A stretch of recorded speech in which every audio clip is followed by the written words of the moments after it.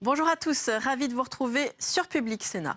La semaine dernière, les sénateurs ont entamé l'examen du projet de loi Travail et ils ont examiné environ la moitié des amendements sur ce texte, 500 sur les 1000 déposés. Eh bien, cette semaine, leur travail continue sur ce même texte. La semaine dernière, ils ont tout d'abord débattu, adopté, modifié l'article 2, un article qui cristallise les tensions puisqu'il prévoit l'inversion de la hiérarchie des normes, notamment sur la question du temps de travail. Il prévoit que les accords d'entreprise l'emporteront sur les accords de branche. Notez qu'également, à l'occasion de ce débat, la majorité sénatoriale de droite a fait sauter le verrou des 35 heures. En effet, en l'absence d'accord d'entreprise, la durée supplétive du travail sera dans la limite de 39 heures, mais ne sera pas de 35 heures. Elle sera fixée dans cette limite par un décret sorti en Conseil d'État. Notez qu'également, à l'occasion de l'examen de cet article, la majorité sénatoriale et de façon plutôt consensuelle a fait adopter de nombreuses mesures en faveur des travailleurs handicapés, mais aussi de leurs accompagnants. La semaine dernière, vendredi, les sénateurs ont commencé l'examen du titre 2 de ce texte qui vise à favoriser le dialogue social dans l'entreprise. À cette occasion, la majorité a tout d'abord fait adopter une modification de la commission, c'est-à-dire le relèvement des seuils sociaux. Ce matin, ils poursuivent sur ce même thème avec de très nombreuses mesures au programme, aussi bien la responsabilité sociale et environnementale de l'entreprise, mais aussi l'utilisation de la visioconférence. Notez qu'enfin, il y aura de nombreuses mesures sur les comités d'entreprise. Les sénateurs communistes, notamment, veulent renforcer leur rôle. Tout de suite, donc, on va prendre la direction de l'hémicycle. Dans la discussion des articles, nous en sommes parvenus à l'amendement numéro 137 rectifié bis à l'article 9. Je suis saisie de 4 amendements identiques. Alors, le premier qui va être défendu par Monsieur Daudigny, peut-être ? Madame Rieucreux.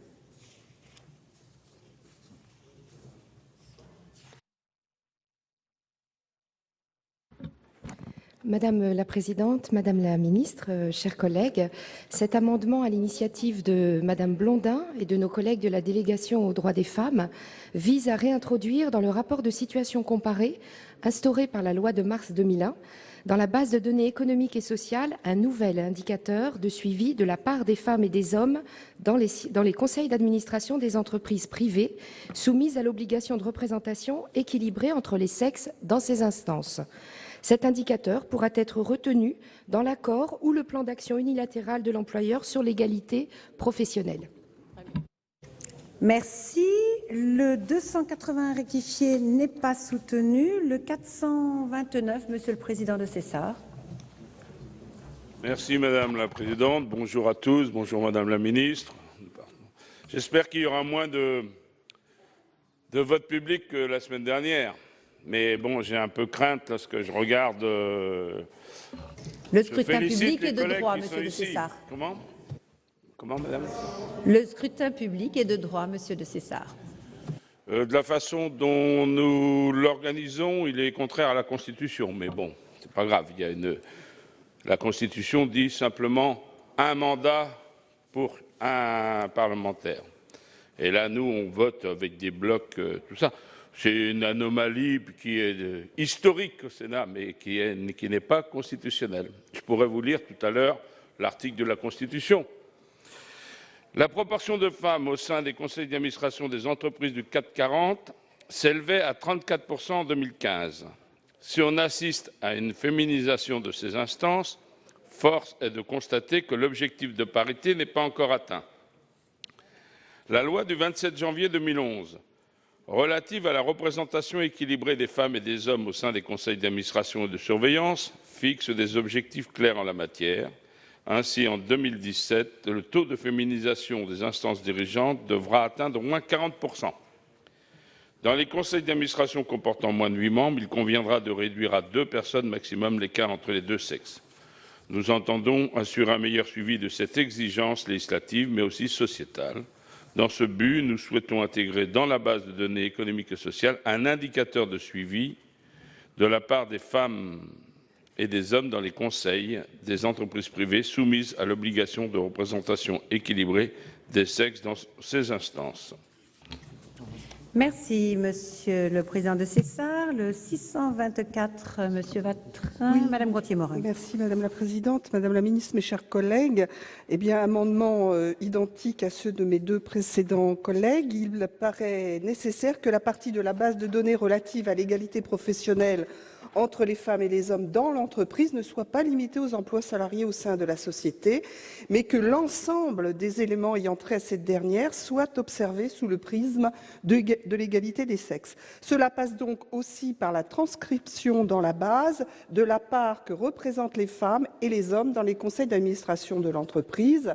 À l'heure où la présence des femmes demeure plus que faible, ça vient d'être dit, dans les conseils d'administration des entreprises, il est d'autant plus nécessaire que cette donnée figure dans cette base et qui est certes d'outil de sensibilisation pour aller vers l'égalité entre les sexes. Les entreprises privées sont soumises à une obligation de représentation équilibrée entre les sexes depuis la loi Copé-Zimmermann relative à la représentation équilibrée des femmes et des hommes au sein des CA et de surveillance et à l'égalité professionnelle. À 6 mois de contrôle de l'application de la loi, le constat est que le retard est encore flagrant, puisque seulement 6 entreprises du CAC 40 ont atteint les objectifs et que si la féminisation des conseils a triplé depuis 2009, les femmes ne représentent encore que 34% des conseils d'administration. C'est dire que le chemin est encore long et que nous devons nous doter de tous les outils qui nous permettent d'y parvenir. Merci, Madame Gauthier-Morin. Avis de la Commission sur ces 4 amendements identiques, Monsieur le rapporteur. Merci beaucoup, Madame la Présidente. La Commission a mis un avis favorable sur ces amendements. Il est vrai que la loi Copé-Zimmermann a permis d'enclencher un mouvement qui est vertueux, assurément. Alors effectivement, vous évoquiez le chiffre de 34%, mais il faut voir d'où on vient. On était à 12-13% il y a encore quelques années. Et donc il nous paraît effectivement opportun de pouvoir faire figurer dans la base de données ces éléments. Il faudra peut-être peaufiner la rédaction dans le cadre de la suite du processus législatif, puisqu'on ne vise à ce stade que les conseils d'administration et pas les conseils de surveillance. Or, il me semble qu'ils sont dans le périmètre de la loi. Mais en tous les cas, voilà, l'adoption de ces amendements permettra de continuer à avancer sur le sujet. Avis favorable. Madame la Ministre, avis du Gouvernement. Merci Madame la Présidente. C'est également un avis très favorable.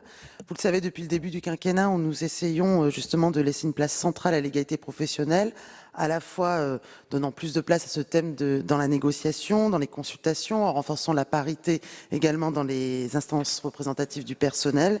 Et donc, il m'apparaît essentiel que nous puissions également avoir des éléments sur la présence des femmes dans les conseils d'administration, car nous savons toutes et tous qu'elles y sont complètement sous-représentées aujourd'hui. Donc, c'est un avis très favorable. Merci. Avis favorable sur ces amendements. Madame Bricq, pour explication de vote. Oui, merci au rapporteur et à Madame la Ministre d'accepter cet amendement qui ne porte pas modification du Code du travail, mais du Code du commerce. Mais ça me paraît important parce que ça nous met en phase avec l'objectif de la loi Copé-Zimmermann qui doit faire les comptes en 2017, puisque c'était l'échéance qui avait été fixée lors du vote de la loi. Et je pense que c'est intéressant de le faire ici au Sénat, dans la mesure où l'amendement que nous avons proposé, les unes et les autres, est plus large que la loi Copé-Zimmermann qui se limitait aux entreprises cotées. Et donc, je pense que c'est un très bon indicateur parce qu'on voit quand même, y compris dans les très grandes entreprises, on voit les femmes arriver dans les commissions exécutives, c'est-à-dire être très opérationnelles à des postes de responsabilité. Mais on voit bien qu'il y a encore un plafond pour être dans les organes délibérants, conseil d'administration ou conseil de surveillance. Donc je crois que c'est bien de le faire ici pour être en phase avec la volonté qui s'était exprimée il y a quelques années. J'avais moi-même fait une proposition de loi en 2008 qui posait ce problème-là, mais en même temps posait le problème des cumuls dans les conseils d'administration. Et j'ai toujours pensé que le non-cumul, enfin la limitation du cumul, donnait de l'air pour les femmes. C'est vrai en politique, ça doit être vrai dans les sociétés françaises. Merci. Merci Madame Brick. Madame Génisson, pour explication de vote. Oui, merci Madame la Présidente. Je veux à mon tour remercier Monsieur le rapporteur et Madame la Ministre d'accepter avec enthousiasme cet amendement. En effet, le rapport de situation comparé entre les femmes et les hommes permet de faire un bon diagnostic, et quand on fait un bon diagnostic, on peut appliquer un meilleur traitement. Et introduire ce nouvel indicateur dans le rapport comparé des femmes et des hommes est quelque chose d'important. Ça date effectivement de la loi de mars 2001, à laquelle j'étais très attachée. Merci Monsieur de Cessard. Monsieur le Président, vous avez la parole.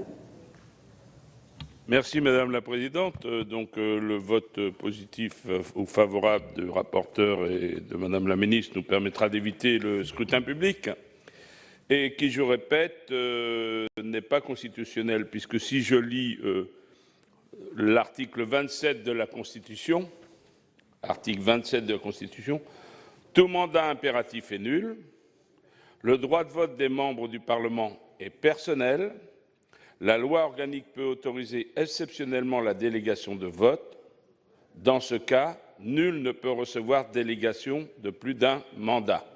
Alors je sais que je l'ai dit à plusieurs reprises maintenant depuis 12 ans dans cet hémicycle et qu'il y a une jurisprudence du Sénat qui fait qu'on vote beaucoup plus nombreux qu'à l'Assemblée nationale, mais ce qui a le désavantage, lorsqu'il y a un débat intéressant, quand même de bloquer l'ensemble des débats par des positions de groupe majoritaires, puisque une personne peut porter jusqu'à 130 mandats, alors que c'est anticonstitutionnel. Merci. Alors, vous ne pouvez pas dire que c'est anticonstitutionnel, Monsieur le Président de Cessard, puisque le Conseil constitutionnel, par sa jurisprudence, a reconnu la valeur de cette procédure de vote. Donc, voilà. Donc, la décision date du 20 janvier 2011. Donc, vous ne pouvez pas dire que c'est anticonstitutionnel. Que ça ne vous plaise pas, c'est une chose. Que ce soit anticonstitutionnel, c'en est une autre. Voilà, je vais donc mettre au vote ces amendements identiques avec un avis favorable, même j'ai cru comprendre très favorable, de la Commission et du gouvernement. Qui est pour? Qui est contre? Qui s'abstient? Ils sont adoptés. Nous allons donc étudier l'amendement 636 rectifié qui va être présenté par Madame Gontier-Morin. Vous avez la parole, ma chère collègue. Merci Madame la Présidente, Madame la Ministre, mes chers collègues. Alors que la fraude et l'évasion fiscale coûtent chaque année entre 60 et 80 milliards d'euros au budget de la France, soit l'équivalent du déficit annuel, que les scandales fiscaux se multiplient, comme en témoignent les affaires LuxLeaks et Panama Papers, que l'évasion fiscale des entreprises représente des montants colossaux et que la question des prix de transfert est véritablement au cœur du problème, octroyer un véritable droit de regard aux représentants du personnel en la matière permettrait de prendre le problème à bras-le-corps.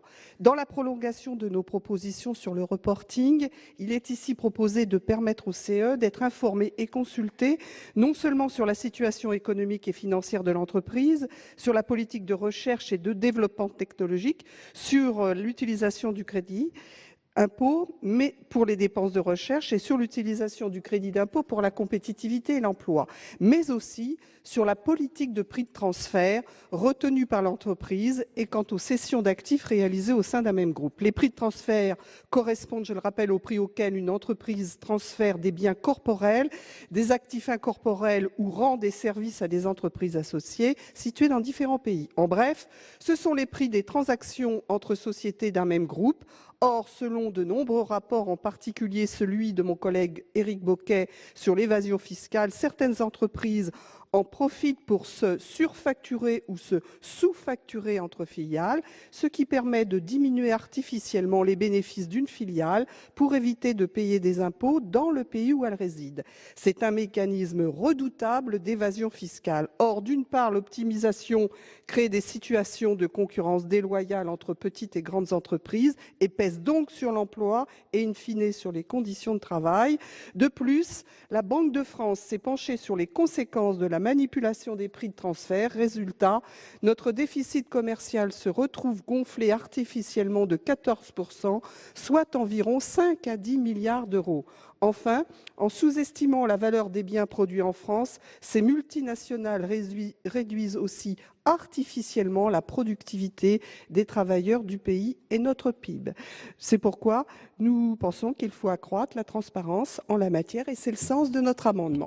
Merci. Avis de la commission, monsieur le rapporteur. La commission a donné un avis défavorable à cet amendement. Donc effectivement, un débat avait eu lieu d'ailleurs sur l'évasion fiscale que vous évoquez. S'il y a aussi tant d'évasion fiscale, ou plutôt parfois d'optimisation en réalité, il s'agit là effectivement d'entreprises qui ont recours à des conseils juridiques. Il faut peut-être que nous interrogions sur notre propre législation qui fait que certains sont incités à ce type de gymnastique juridique. Alors, il y aura de toute façon, je pense, un débat qui va reprendre dans le cadre de la loi Sapin 2. En tous les cas, à l'Assemblée nationale, il a eu lieu, il viendra devant le Sénat. À ce stade, avis défavorable. Merci. Madame la ministre, avis du gouvernement. Merci Madame la Présidente. C'est également un avis défavorable puisque toutes les informations relatives au comité d'entreprise ont été remises à plat dans le cadre de la loi de modernisation du dialogue social, dite loi Rebsamen, en août dernier. Et c'était dans le but de centrer le dialogue sur les enjeux stratégiques. Comme l'a dit le rapporteur, il y a la loi portée par Michel Sapin actuellement sur ces questions de la transparence de la vie économique. Et par ailleurs, je vous signale que le comité d'entreprise peut être assisté d'un expert. Et l'expert, lui, peut regarder l'ensemble des choses, notamment les prix de transfert, et en informer le CE. Donc, je pense qu'il faut d'abord attendre la mise en place de la loi Rebsamen avant d'en tirer des nouveaux enseignements. Il y a le débat sur la loi Sapin. C'est pour ça que c'est un avis défavorable. Merci. Madame Gonthier-Maurin, vous maintenez votre amendement ? Non seulement je maintiens mon amendement, mais j'espère qu'il sera source de débats de plus longue haleine au fil à la fois de cette loi et de ce que nous ferons plus tard. Car si je prends également l'expérience de feu la commission d'enquête sur l'utilisation du crédit impôt recherche, on a pu montrer que cette pratique des prix de transfert était une véritable occasion pour des grands groupes du CAC 40 qui quelquefois peuvent cumuler du CICE et du CIR pour ne pas acquitter d'impôts en France, ce qui est parfaitement scandaleux parce qu'il s'agit de l'utilisation de l'argent public et que nous en sommes tous comptables. Merci. Donc, je vais mettre aux voix cet amendement qui a reçu 2 avis défavorables. Qui est pour? Qui est contre? Qui s'abstient? Il n'est pas adopté. Le 629 rectifié qui va être présenté toujours par Madame Gonthier-Maurin. Oui, je poursuis, Madame la Présidente, Madame la Ministre, mes chers collègues. Réduite dans bien des cas à une simple information sur le montant du CICE et à une description difficilement vérifiable de son utilisation, la consultation prévue par la loi peine à trouver sa place et à susciter l'adhésion des partisans. Telles sont les conclusions du rapport 2015 du Comité de suivi du crédit impôt pour la compétitivité et l'emploi sur la procédure de consultation des représentants du personnel sur son utilisation. Vous voyez donc, Madame la Ministre, qu'il y a encore fort à faire. Plusieurs raisons à ce constat d'insuffisance. D'abord, le mode même de consultation a été modifié par le gouvernement moins de 2 ans après sa création, ce qui n'a pas aidé au saisissement de l'outil.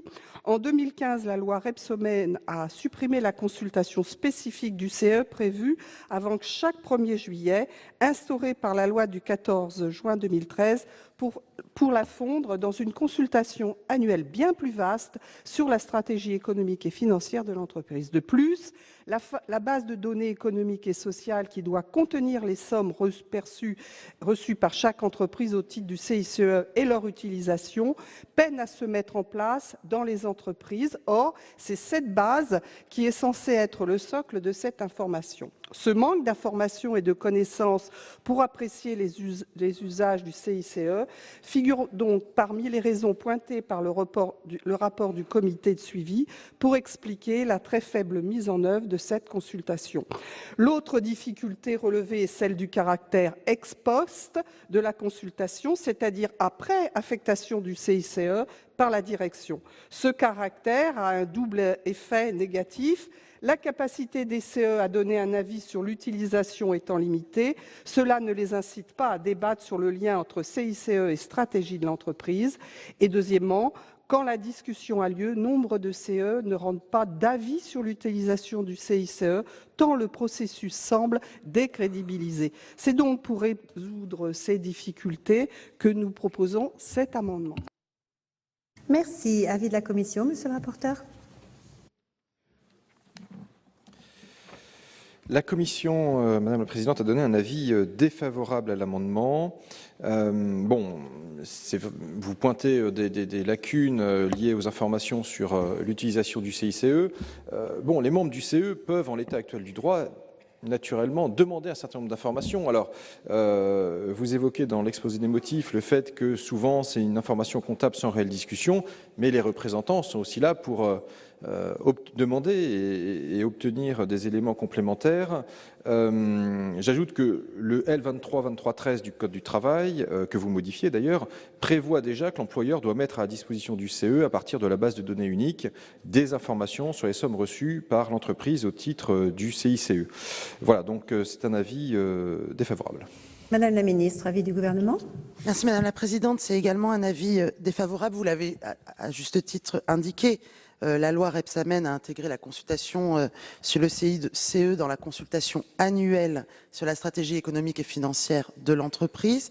On est en effet passé de 17 à 3 consultations annuelles, mais sans rien perdre en matière d'information. Et je peux vous dire que dans le cadre de tous les échanges que j'ai avec les organisations syndicales, aucune ne reproche aujourd'hui cette simplification et même soutiennent cette simplification-là.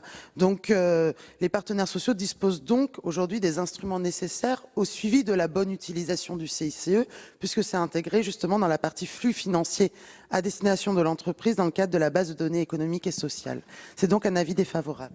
Merci Madame la ministre. 2 avis défavorables. Madame Bricq pour explication de vote. Oui, je voudrais dire à nos collègues que la loi avait prévu un comité de suivi de l'ensemble qui a été élargi du CICE, mais qui a été élargi à l'ensemble des aides publiques aux entreprises, d'une part, et deuxièmement, elle avait prévu que les branches puissent se saisir de ce sujet pour suivre l'évolution du CICE. Et très peu ont répondu à l'appel. Très peu. Je crois qu'on les compte sur les doigts d'une main qui se sont intéressés à ce sujet, notamment au niveau régional. Et puis, il y a tout un travail d'évaluation qui a été entrepris sous l'égide de France Stratégie. J'interviens parce que j'en fais partie au titre du Sénat, qui rassemble les partenaires syndicaux, qui rassemble les organisations patronales et puis quelques parlementaires, députés et sénateurs. Et on commence seulement à y voir clair, c'est-à-dire qu'on va avoir sur l'année 2014, parce que ça a mis du temps quand même à prospérer, on va avoir à la rentrée, c'est-à-dire au moment de la loi de finances, une première évaluation qui portera sur l'année 2014 et qui sera exhaustive, à la fois sur les critères que l'on attend, l'investissement, l'emploi, le pouvoir d'achat aussi au travers des salaires. Et on a déjà des éléments au travers des chiffres qui ont été publiés par l'INSEE. Et pour reprendre une petite phrase qui a été daubée à tort, c'est vrai que ça va mieux et qu'on voit que les créations d'emplois pour la première fois sont au rendez-vous et surtout que les entreprises ont pu refaire leurs marges et investir. Donc je pense qu'on a déjà des éléments qui nous permettent de dire que ça marche. Si Madame Bricq, pas d'autres demandes d'explication de vote, je n'en vois pas. Je mets aux voix avec 2 avis défavorables cet amendement 629 rectifié. Qui est pour? Qui est contre? Qui s'abstient? Il n'est pas adopté. Le 637 rectifié, qui est toujours Madame Gonthier-Maurin. Oui, Madame la Présidente, Madame la Ministre, mes chers collègues, pourquoi devrait-on indiquer au CE et peut-être demain au délégué du personnel ce qu'il en est en matière de recours au travail intérimaire? Tout simplement parce que la gestion prévisionnelle des emplois et des qualifications fait pleinement partie des missions dévolues au comité d'entreprise. Les postes occupés en CDD ou en intérim par des salariés temporairement présents peuvent constituer la première étape vers un développement de l'entreprise, vers une restructuration de ses effectifs, de la pyramide des âges, de son personnel, de l'apport de compétences nouvelles. Dès lors que vous possédez un volant relativement important de personnel temporaire, se pose à notre avis clairement la question de la qualité de l'organisation interne de l'entreprise. Le recours à l'intérim comme à la formule des CDD, parfois doublé d'un recours aussi massif aux heures supplémentaires, est souvent le signe d'une organisation à flux tendu, juste à temps, assez souvent gaspilleuse de capacité de production, et notamment des facteurs de production que constitue le travail humain d'un côté et les équipements de l'autre. Et si vous le permettez, je voudrais juste citer un exemple que j'ai encore en mémoire, même s'il date de 2012. Il s'agit de ce qui s'était passé à Airbus Nantes, où la CGT, devant l'augmentation des contrats intérimaires, avait engagé une action et où, en lien avec l'inspection du travail, eh bien, ces mobilisations ont conduit à une embauche de 100 salariés. Donc voilà, c'est un peu sur cet aspect des choses que nous souhaitions intervenir avec notre amendement. Merci. Avis de la commission, monsieur le rapporteur. Merci Madame la Présidente. Très clairement, l'ensemble de la commission, je pense, partage l'idée de faire en sorte qu'il y ait moins de CDD, moins d'intérim, mais plus de CDI, de contrats à durée indéterminée. C'est d'ailleurs tout l'objet de l'ensemble de nos débats et d'un certain nombre de mesures qui ont été prises.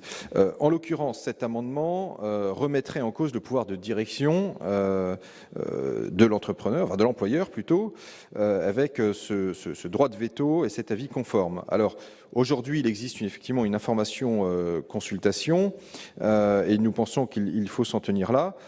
Et je crois que plus largement, nous devons nous poser la question qui est comment se fait-il, alors que le coût de l'intérim est un coût de 200 par rapport à une base 100 pour un CDI, que le coût d'un CDD est de 160 par rapport à cette même base 100, comment se fait-il que ce soit un choix rationnel, considéré comme rationnel par un certain nombre d'employeurs? Eh bien parce que, on le voit bien, le CDI, dans ses modalités de rupture, dans l'environnement juridique, mais non, mais c'est vrai, dans l'environnement juridique qui existe, eh bien il y a un certain nombre de freins à l'embauche. Et donc nous, effectivement, vous portez une cohérence, nous en portons une autre, qui fait que nous avons réintroduit un certain nombre de dispositifs pour lever ces freins-là. Et nous pensons qu'il faut traiter le fond du problème, et que le fond du problème, il vient par des mesures effectivement un peu puissantes, mais pas tant par ce type de dispositions et de veto. Voilà, avis défavorable. Merci. Avis du gouvernement, Madame la Ministre. Merci Madame la Présidente. C'est un avis également défavorable sur la question de l'avis conforme. Notamment parce que vous le savez, je ne reviens pas, dans le cadre de la loi modernisation, dialogue social, on a remis à plat justement pour centrer le dialogue sur les enjeux stratégiques. Et donc, il m'apparaît important justement qu'on tire les enseignements au lieu de vouloir saisir les règles. Mais par contre, je voudrais reprendre votre exemple d'Airbus Nantes. Il est tout à fait juste parce que, en effet, et je pense que et nous pouvons être fiers d'avoir cela dans le Code du travail, il prévoit en effet, le Code du travail, qui a un droit d'alerte par le comité d'entreprise lorsqu'il est constaté un recours abusif au CDD, au portage salarial ou à l'intérim. Et c'est le cas que vous avez cité justement sur Nantes, puisque le comité peut dans ce cadre saisir l'inspection du travail qui peut exiger de l'employeur qu'il présente un plan de résorption de la précarité. Après, sur les autres solutions, parce que nous voyons bien que nous avons un problème dans notre pays, notamment par rapport, nous sommes le 2e pays de l'Union européenne en termes d'utilisation des CDD de moins d'1 mois. Donc nous voyons bien que nous avons véritablement cette problématique-là. Le rapporteur a fait des propositions. Pour moi, j'en ai une autre. Le débat que nous avions autour de l'assurance chômage sur la question du bonus-malus des cotisations d'assurance chômage était quelque chose qui avait été mis sur la table par les organisations syndicales. Et j'ai eu l'occasion de m'exprimer la semaine dernière sur cette question-là, déplorant justement l'échec de la négociation autour de l'assurance chômage et le fait notamment que les organisations patronales aient même refusé de discuter sur cette question du bonus-malus et qui est pour moi une vraie problématique dans notre pays. Et je crois que cette question-là aussi, dans le cadre de l'assurance chômage, doit être examinée dans ce cadre-là. Merci, Madame la Ministre. Pas de demande d'explication de vote, je n'en vois pas. Je mets aux voix cet amendement avec deux avis défavorables. Qui est pour? Qui est contre? Qui s'abstient? Il n'est pas adopté. Le 631 rectifié, toujours Madame Gontier-Morin. Je poursuis. Avec cet amendement, nous souhaitons cette fois renforcer le droit d'alerte économique et sociale du comité d'entreprise sur l'utilisation des aides publiques, s'agissant plus particulièrement du crédit d'impôt pour la compétitivité et l'emploi. Actuellement, la loi prévoit que lorsque le CE constate que tout ou partie du CICE n'a pas été utilisé de manière conforme au Code général des impôts, il peut demander des explications à l'employeur. Si le comité d'entreprise ne tient pas d'explication suffisante de l'employeur ou si celle-ci confirme une utilisation non conforme du CICE, le CE peut établir un rapport. Ce rapport est transmis à l'employeur et au comité de suivi régional du CICE qui adresse, lui, un rapport de synthèse annuel au comité national de suivi. Ce dispositif nous semble insuffisant au vu du montant de la créance fiscale mobilisée, plus de 7,7 milliards d'euros en 2015 et de l'ordre de 20 milliards depuis sa création, montant qui justifie que le CICE fasse l'objet d'un examen scrupuleux. C'est d'ailleurs à cette fin que le comité de suivi national et le comité de suivi régional ont été créés par la loi. S'agissant d'argent public, nous proposons de muscler le dispositif et d'accorder au comité de suivi régional, après avoir entendu l'employeur et les représentants du personnel, la possibilité de suspendre ou de retirer l'aide accordée et, en cas d'utilisation non conforme de la loi, d'en exiger le remboursement. Et si c'est au niveau du comité de suivi régional que nous souhaitons fixer ce nouveau pouvoir de contrôle et de fonction, c'est en cohérence avec les compétences de la région en termes de développement économique. De plus, nous espérons ainsi donner un coup de fouet dans le déploiement de ces comités régionaux que nous avons très à la peine, puisqu'en décembre 2015, seule la région PACA en avait installé un. Merci. Avis de la commission, monsieur le rapporteur, sur cet amendement 631 rectifié. Merci Madame la Présidente. La Commission a donné un avis défavorable à l'amendement. Finalement, ce CICE, il est venu après une période aussi de forte augmentation des prélèvements, pour les ménages d'une part, mais pour également les entreprises également. Et donc, quelque part, il y a aussi une logique de restitution d'un argent qui a été prélevé à un moment où, effectivement, certes, il y avait encore la crise, mais il faut arrêter de considérer que le CICE, c'est un cadeau ou un chèque en blanc.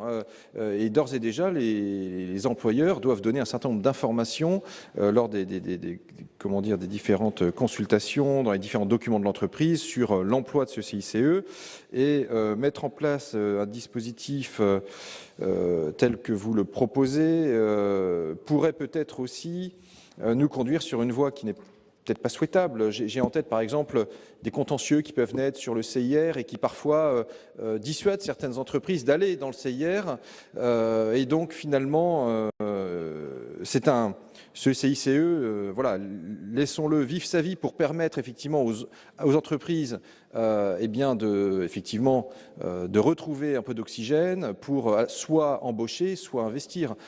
Et si c'est de l'investissement et pas de l'embauche, l'investissement sera quand même de l'emploi demain. Donc voilà, pour l'instant, la Commission a donné un avis défavorable à l'amendement. Merci. Avis du gouvernement, Madame. Merci Madame la Présidente. Alors moi, je partage sans réserve votre objectif d'impliquer les partenaires sociaux dans l'évaluation du CICE. Et d'ailleurs, comme des orientations stratégiques de façon plus générale.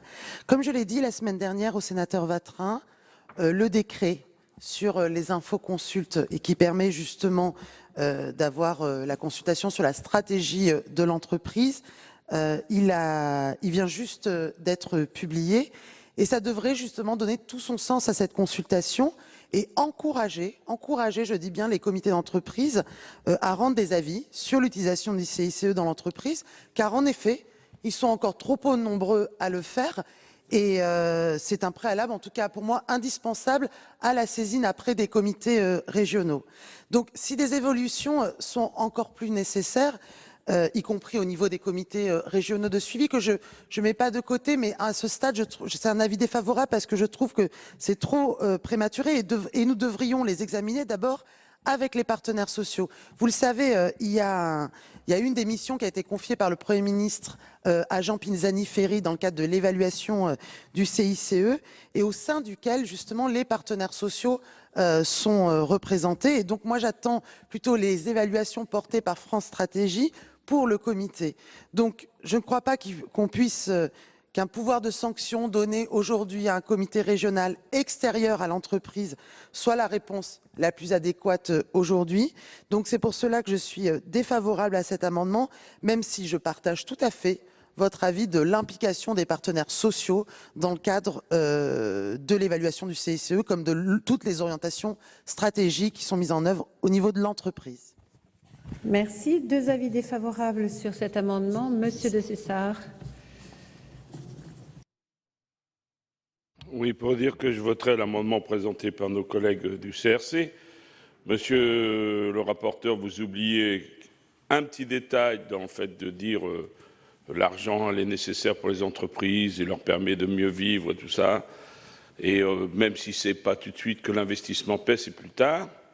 Un petit détail, il y a la marge des actionnaire. Il y a l'exil fiscal de certains bénéfices, comme on l'a vu tout à l'heure au cours d'un amendement. Et cet argent qui va à la marge des actionnaires ne fait qu'accentuer les inégalités. Donc l'État donne de l'argent pour accentuer les inégalités parfois, pas partout, mais parfois. Et cet argent, s'il n'était pas utilisé pour les entreprises, il pourrait l'être pour les hôpitaux, il pourrait l'être pour la justice, accélérer la justice ou les procès. C'est bon pour les entreprises. On pourrait, s'il y avait des procès, des actions en justice qui étaient beaucoup moins longues, eh bien, ça serait bien utile pour l'économie. Donc, on pourrait utiliser l'argent qui est mis sur le CICE et qui part souvent en marche pour les actionnaires. On pourrait l'utiliser pour la justice, pour les collectivités locales, puisque souvent sur ces bancs-là, on vous entend dire qu'il y a moins de moyens pour les collectivités locales. Il y avait d'autres choix à faire que de donner l'argent aux entreprises qui n'est pas contrôlée, dont on ne sait pas la finalité et dont une partie part en marche pour les actionnaires et qui accroît l'écart entre les plus riches et les plus pauvres. Alors on peut dire que ce n'est pas grave l'écart entre les plus riches et les plus pauvres. Si, parce que par exemple à Paris, s'il y a des gens qui sont riches, qui ne se préoccupent pas des loyers ou de l'achat de mètres carrés, eh bien, les prix augmentent. Donc le fait qu'il y ait des gens qui ont beaucoup d'argent nuit à la mixité sociale, nuit au fait que justement il y a des salariés qui sont proches de leur entreprise. Donc ça a des incidences beaucoup plus importantes. Donc moi je soutiens le fait que le CICE doit être conditionné à des résultats et il serait beaucoup plus utile pour le ministère de la Justice ou les collectivités locales. Et Madame la ministre, vous avez dit un petit mot comme sanctionner. Ce n'est pas sanctionner que de reprendre l'argent qui était là pour créer des emplois et qui ne crée pas des emplois. Donc le mot sanctionner était exagéré. C'était simplement rétablir le contrat qui avait été fixé. Merci, Monsieur le Président de Cessard. Madame Lienemann, pour explication de vote. Oui, je voterai l'amendement de nos collègues du communistes, car j'ai toujours plaidé l'idée que le CICE devait être ciblé et qu'il devait avoir des contreparties.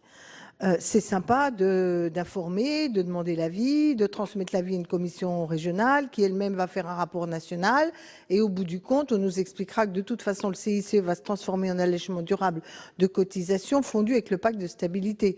C'est déjà quasi annoncé.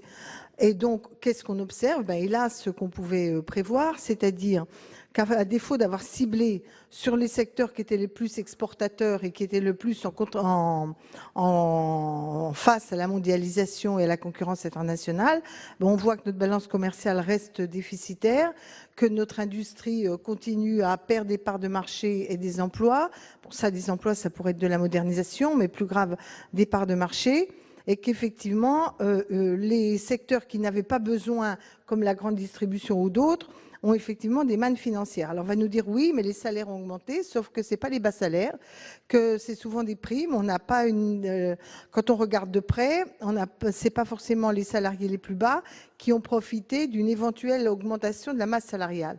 Alors on avait deux stratégies, soit celle qu'on a préconisée, que j'ai demandé, c'est-à-dire la négociation dans l'entreprise avec un accord du comité d'entreprise. Je rappelle qu'on prend tout le temps les sociodémocrates en exemple. Dans la social-démocratie, c'est pas simplement causer, on vous informe, mais on peut décider, on a des leviers pour décider. Et là, ce serait un des sujets où on progresserait. Ou bien alors, il y avait une autre stratégie qui était de dire, pour être sûr que dans les secteurs à forte main-d'œuvre, on augmente le SMIC parce qu'il est absorbé pour une part, cette augmentation, par le CICE, et il permet d'avoir des carnets d'entreprise renforcés pour les entreprises françaises. Donc bref, je suis d'accord avec l'amendement selon lequel le CICE doit avoir l'accord et faire l'objet d'un accord avec le comité d'entreprise. Merci Madame Lienemann. Madame Bricq.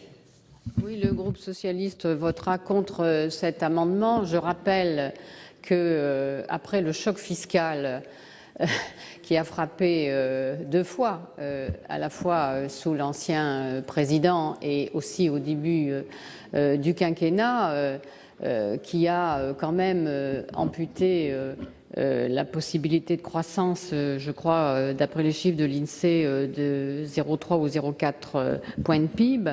Je pense que ce CICE, justement, pour les entreprises, leur a permis de non seulement de rétablir leur marge, mais de faire en sorte que l'économie redémarre. Et on le voit maintenant, il y a quand même eu une augmentation salariale qui est supérieure à l'inflation quand même, je crois que c'est 1,6. Et puis il y a eu quand même en création nette dans le secteur marchand sur les 18 derniers mois 160 000 emplois. Donc on ne peut pas nier l'évidence. Alors qu'on sache effectivement ce qu'il en est là où il faut encore faire un effort, et le gouvernement l'a compris il y a déjà 2 lois de finances, à savoir que les ménages aussi rattrapent ce choc fiscal, et on y est presque. Donc il ne faut pas parler de creusement des inégalités, il ne faut pas parler de cela comme si on ne commençait pas à voir les résultats positifs de l'action du gouvernement. Donc voilà, c'est tout. C'est pour ça que nous votons contre. Nous n'avons pas de suspicion vis-à-vis de notre gouvernement à ce sujet. Monsieur Vatrin, pour explication de vote. Moi, j'aurais tendance à faire la même argumentation que Marie-Noëlle Lienemann, parce que je pense que déjà les informations qui nous remontent sur le CICE montrent qu'on aurait dû avoir un dispositif ciblé. Il ne s'agit pas de dire que le CICE n'est pas utile aux petits artisans, à la toute petite entreprise. Ça a souvent permis d'acheter une camionnette, d'investir dans du matériel utile au fonctionnement de la très petite entreprise, et ça a été plutôt favorable. Mais on a aussi d'autres informations qui nous remontent sur le secteur de la grande distribution, sur le groupe, les secteurs assurantiels, bancaires. Est-ce que ces grands groupes avaient besoin de cet avantage fiscal très disproportionné par rapport aux peu de difficultés qu'ils rencontrent? Moi, c'est même pas moi qui parle, Madame Bricq, c'est le PDG d'Auchan, Monsieur Mullier, que vous connaissez, la plus grande fortune du Nord-Pas-de-Calais, tandis qu'on est aussi la région où il y a le plus de pauvres et de très pauvres, qui nous dit qu'il a reçu 160 millions d'euros au titre du CICE, et que de toute façon, il n'en avait pas besoin, qu'il n'avait rien réclamé. Donc voilà, déjà 160 millions d'euros gaspillés. Et si on avait véritablement un bilan entreprise par entreprise, notamment dans ces secteurs-là, on verrait bien que c'est du gâchis. Je crois d'ailleurs que vous mettez en rapport que création d'emplois, Le chiffre que vous donnez est sûrement discutable, mais on s'aperçoit en faisant le calcul de la somme qui a été donnée globalement pour le CICE et le nombre d'emplois créés, qu'on est entre 130 000 € et 200 000 € de l'emploi. Enfin, je ne sais pas, quand on est ici dans une assemblée qui nous dit sans cesse qu'il faut de l'austérité, il faut être calculé à l'euro près les actions utiles sociales publiques de l'État, et puis là, on donne des sommes tout à fait inconsidérées en subvention à des grands groupes qui ne travaillent pas pour l'emploi en réalité, car je ne pense pas, contrairement à ce que vous avez dit, que les caissières d'Auchan étaient augmentées, même très minimement. Merci, Monsieur Vatrin. Je vais mettre aux voix cet amendement avec 2 avis défavorables. Qui est pour? Qui est contre? Qui s'abstient? Il n'est pas adopté. 3 amendements qui font l'objet d'une discussion commune. Peut-être vous pouvez présenter le 627 et le 626, Madame Gontier-Morin. C'est ce que je me proposais de faire, Madame la Présidente. Madame la Ministre, mes chers collègues, ce projet de loi prévoit que pour les réunions des comités d'entreprise, l'employeur puisse recourir systématiquement à la visioconférence, à l'exception de 2 fois dans l'année. Ce qui peut de prime abord sembler relever de la modernité et de l'adaptation à un monde en évolution, pourrait constituer en réalité un grave coup porté aux intérêts et aux droits des salariés. En effet, si la présence physique des représentants des salariés lors des comités d'entreprise peut sembler anodine à ceux qui ignorent la réalité des relations et des rapports de force au sein du monde du travail, elle est en réalité fondamentale. Être physiquement présent lors des comités d'entreprise est en effet une condition sine qua non au bon suivi des débats, à une réelle prise en compte des éléments présentés, j'ai même envie de dire à une forme de co-responsabilité. Suivre ce genre de réunion en visioconférence conduit donc nécessairement à renforcer le manque de considération dont sont déjà victimes les salariés, leurs représentants. Il semble peu responsable, par exemple, de pouvoir permettre à une entreprise d'organiser un plan de sauvegarde de l'emploi sans la présence physique des représentants du personnel. Or, votre projet de loi permet cela, puisqu'un PSE à lui seul nécessite 2 à 3 réunions du comité d'entreprise pour être valide. D'une manière plus générale, la présence physique des délégués syndicaux de plusieurs sites lors de comités d'entreprise de grands groupes permet à ces derniers de se retrouver en amont de la réunion, de la préparer ensemble afin de pouvoir faire face aux propositions qui leur sont faites par la direction et disposer d'une avance en matière d'information et d'organisation. Encore une fois, sous couvert de modernisation et par méconnaissance profonde des réalités du monde du travail, cela serait un net recul pour les salariés. Voilà, c'est donc par cet amendement que ce que nous souhaitons. Donc, je considère le 626 défendu. Le 1015 de la Commission, Monsieur le rapporteur. Coordination. Avis, votre avis, enfin l'avis de la Commission sur les 626 et 627. La Commission a émis des avis défavorables, considérant que le mouvement enclenché dans la loi Rebsamen était un mouvement qui s'inscrivait effectivement dans le temps présent, avec cette faculté, j'insiste bien sur la faculté, on n'est pas dans l'obligation, dans la faculté de recourir aux outils modernes et nouvelles technologies pour la visioconférence, parce que moi je suis persuadé, tout comme vous, qu'il y a un moment, il y a besoin de se voir en présentiel, et y compris l'employeur, s'il veut faire aboutir un certain nombre de dossiers, rien ne remplace le face-à-face, ou le côte-à-côte, je préfère. Mais donc tout ça pour dire qu'on est vraiment dans la faculté, dans de la possibilité, et pas du tout dans de la standardisation et un recours systématique. Voilà. Donc je crois que la rédaction permet cette souplesse, et donc la Commission a donné un avis défavorable. Et Madame la Ministre, avis du gouvernement sur ces 2 amendements. Oui, merci Madame la Présidente. C'est également un avis défavorable et je crois qu'il est important de préciser que nous n'avons pas généralisé la visioconférence puisqu'elle ne sera possible que 3 fois par an, sauf si les partenaires sociaux souhaitent par accord y recourir plus souvent. Je crois que c'est impératif de le rappeler. Donc il n'y a aucun, dans la législation actuelle, il n'y a aucun déni de démocratie. Et le dialogue social, fort heureusement, ne va pas devenir virtuel. Mais on ne peut pas considérer que ce qui vaut pour le fonctionnement d'une entreprise, le fonctionnement quotidien d'une entreprise internationale ne pourrait valoir pour ces instances de dialogue social. Donc c'est une possibilité, ce n'est pas une généralisation et c'est aux acteurs sociaux d'en décider. Et donc moi je ne souhaite pas revenir sur l'équilibre qui a été trouvé au moment de la loi Rebsamen. Si, sur l'amendement de coordination juridique, pas de souci, Madame la Ministre? Sur le 1015? Non? Avis favorable? Je vous remercie. Je vais donc mettre aux voix l'amendement 627 qui a reçu 2 avis défavorables. Qui est pour? Qui est contre? Qui s'abstient? Il n'est pas adopté. Même vote pour le 626. Même vote, je vous remercie. 1015, amendement de coordination avec un avis favorable du gouvernement. Qui est pour? Qui est contre? Qui s'abstient? Il est adopté. Je vous remercie. Le 984 du gouvernement, Madame la Ministre. Merci Madame la Présidente. Donc j'ai souhaité présenter cet amendement qui traduit une préconisation du Conseil économique et social et environnemental dans l'avis qui m'a été remis au début du mois sur la culture du dialogue social. Nous avons eu l'occasion d'échanger sur ce rapport la semaine dernière. Cet amendement prévoit que le rapport sur la responsabilité sociale, qui est une obligation pour les grandes entreprises, sera versé dans la base de données accessible à tous les représentants du personnel.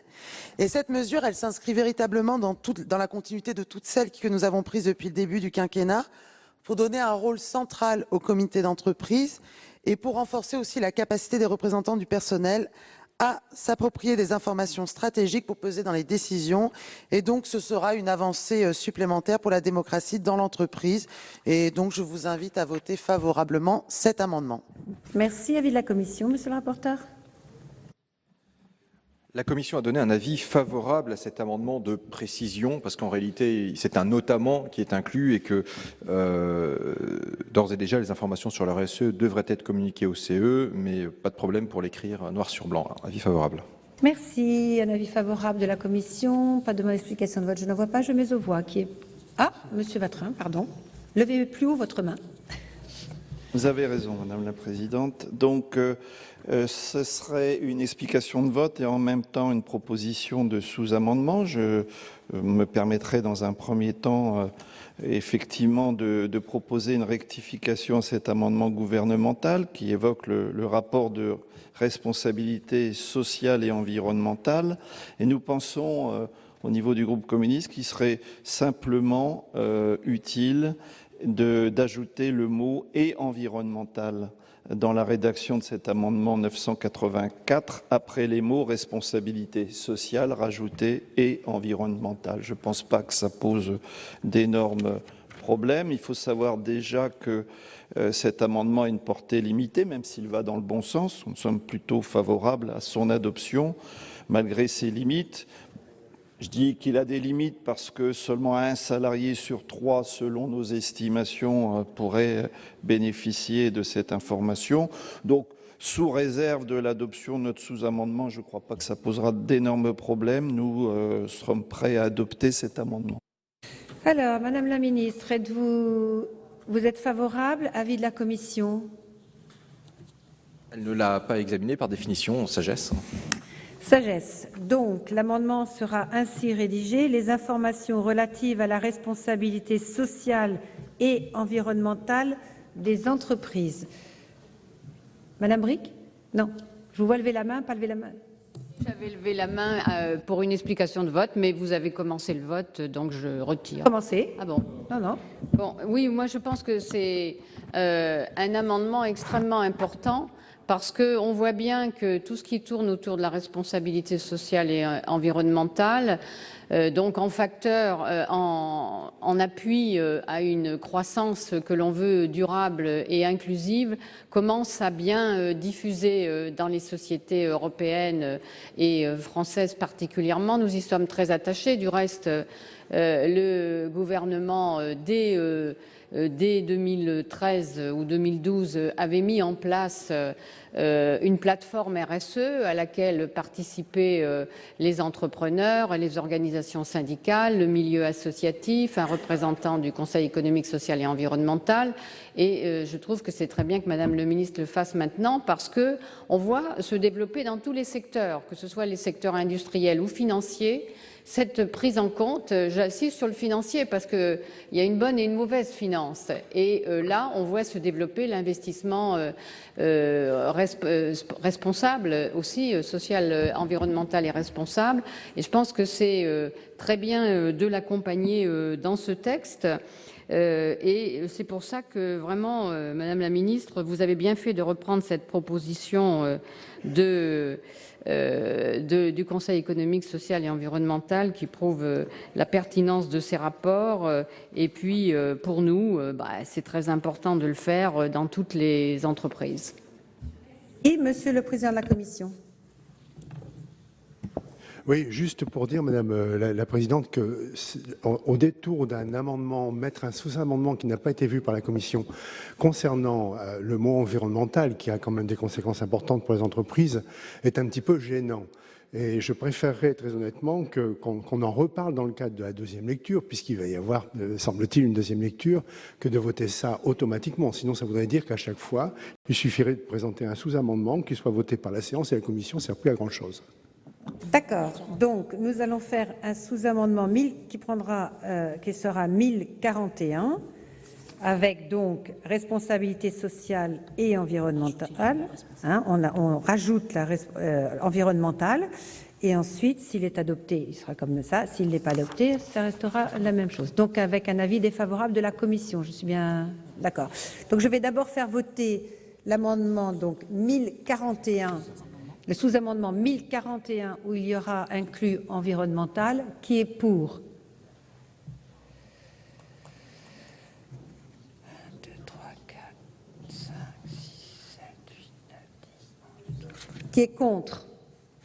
2, 3, 4, 5, 6, 7, 8, 9. Il est adopté. Donc je mets aux voix l'amendement 984 rectifié avec... S'il vous plaît, avec responsabilité sociale et environnementale, donc ainsi rédigé, qui est pour? Je pense que c'est le même vote. 1, 2, 3, 4, 5, 6. Qui est contre? Il est adopté. Deux amendements identiques. Le 289 rectifié bis, qui ne va pas être soutenu. Pardon, Madame la Présidente, il va être soutenu. Madame de Romilly.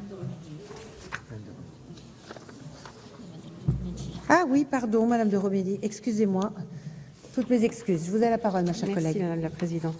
La commission de l'égalité professionnelle créée au sein du comité d'entreprise dans les entreprises d'au moins 300 salariés, telles que prévues à l'article L 2325-34, est notamment chargée de préparer les délibérations du comité d'entreprise prévues à l'article L 2323-57. La présente rédaction n'a pas été modifiée depuis les modifications et renumérotations d'articles du Code du travail intervenues dans le cadre de la loi du 17 août 2015. L'article L 2323-57, qui correspondait au rapport de situation comparée, porte désormais sur un tout autre sujet lié aux aides publiques. L'article L 2325-34 sur la commission de l'égalité doit donc être modifié afin de viser l'article L 2323-17 sur la consultation du comité d'entreprise en matière d'égalité professionnelle et non l'article L 2323-57. Merci Madame de Romilly. Le 933 rectifié, Madame Laborde.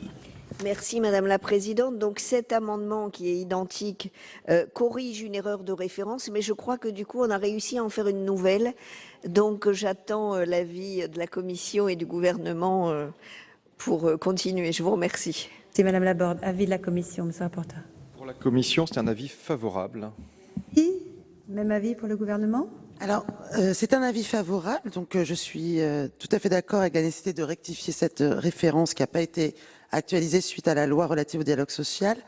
Toutefois, il me semble qu'il serait plus juste et plus précis de remplacer la référence à l'article L 2323-57 par la référence à l'article L 2323-15 qui prévoit la consultation sur la politique sociale au sein de laquelle est traitée la question de l'égalité professionnelle. L'article L 2323-17 que vous visez traite plus précisément des informations à mettre à disposition en vue de cette consultation. Donc c'est pourquoi je suis favorable s'il y a une rectification de la référence. Vous acceptez la rectification, mes chers collègues? Oui. Avis de la commission? Favorable. Je mets donc aux voix ces deux amendements ainsi rédigés avec deux avis favorables. Qui est pour? Qui est contre? Qui s'abstient? Ils sont adoptés. Deux amendements identiques, le 169 rectifié bis, qui va être défendu par Monsieur Daudigny, peut-être Madame Génisson, vous êtes co-signataire. Madame Rieucreux, décidez-vous, s'il vous plaît. Merci. Ça sera donc Madame Rieucreux. Madame la Présidente, Madame la Ministre, écoutez, il s'agit du même amendement. Donc, nous nous réjouissons des informations que vient de nous transmettre et communiquer Madame la Ministre sur ce point. Si le 625 qui va être défendu par Madame Gontier-Morin. Oui, Madame la Présidente, cet amendement propose de réintroduire dans le Code du travail le rapport de situation comparée entre les femmes et les hommes. Pour rappel, ce rapport, outil issu de la loi Roudy de 1983, avait été renforcé par la loi 2014 sur l'égalité réelle entre les femmes et les hommes pour être supprimé un an plus tard par la loi Rebsamen. Pour mémoire, ce rapport permettait d'apprécier pour chacune des catégories professionnelles de l'entreprise la situation respective des femmes et des hommes en matière d'embauche, de formation, de promotion professionnelle, de qualification, de classification, de conditions de travail, de sécurité et de santé au travail, de rémunération effective et d'articulation entre activité professionnelle et l'exercice de responsabilité familiale. Les représentants du personnel disposaient ainsi d'indicateurs chiffrés détaillés, de données explicatives permettant non seulement de rendre visibles les inégalités entre les salariés des deux sexes, mais aussi de servir de support à un plan d'action destiné à réduire et à faire disparaître ces inégalités. Le RSC constituait donc le document à partir duquel l'employeur devait faire des propositions pour l'égalité professionnelle dans le cadre d'un plan d'action encore non négocié.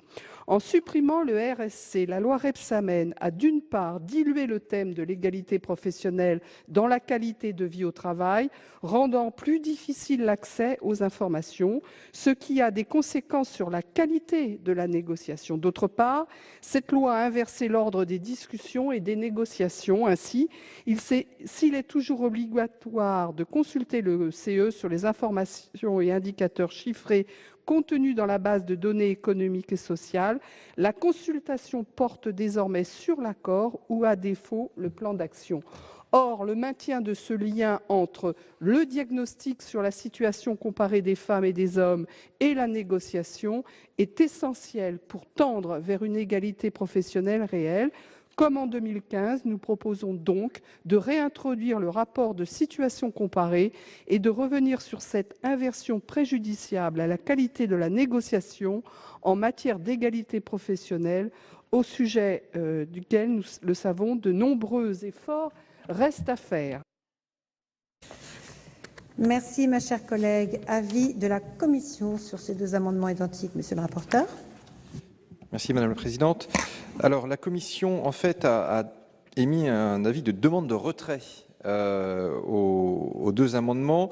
Il nous semble qu'ils sont satisfaits par l'article L2242.8 du Code du travail qui était modifié justement par la loi Rebsamen, et la façon dont le Code du travail est actuellement rédigé nous semble même aller un peu plus loin que l'amendement tel qu'il est rédigé, car il prévoit la mise à disposition de la synthèse du plan d'action à la disposition des salariés, publication sur le site internet, etc. Donc voilà, demande de retrait. J'espère que ces explications et celles de la ministre vous convaincront de cette demande. Madame la ministre, avis du gouvernement. Merci Madame la Présidente. C'est aussi une demande de retrait. Bien sûr que je partage votre souci d'assurer une consultation du comité d'entreprise la plus effective possible sur la question de l'égalité professionnelle dans l'entreprise. Mais je ne veux pas relancer ici les débats que vous avez eus au moment de l'adoption de la loi Rebsamen, qui a renforcé le contenu de la base de données économiques et sociales sur ce sujet essentiel de l'égalité femmes-hommes. Par ailleurs, il ne m'apparaît pas opportun de prévoir l'obligation de mise à disposition d'un plan d'action dès lors qu'un accord a été conclu, puisque cet accord présentera justement la stratégie de l'employeur pour assurer l'égalité professionnelle dans l'entreprise. Et puis, je ne suis pas favorable à la réintroduction d'un rapport sur la situation comparée des femmes et des hommes. D'une part, la loi du 17 août a supprimé la remise formelle de rapports peu compatible avec la logique de base de données économiques et sociales. D'autre part et surtout, comme je viens de le préciser, le contenu de celle-ci en matière d'égalité professionnelle a été défini de façon à maintenir la qualité de l'information mise à disposition du comité d'entreprise. Donc c'est plus une position de retrait, sinon ce sera un avis défavorable. Merci. 2 demandes de retrait sur ces amendements. Madame Gontier-Morin, vous avez demandé la parole pour explication de vote.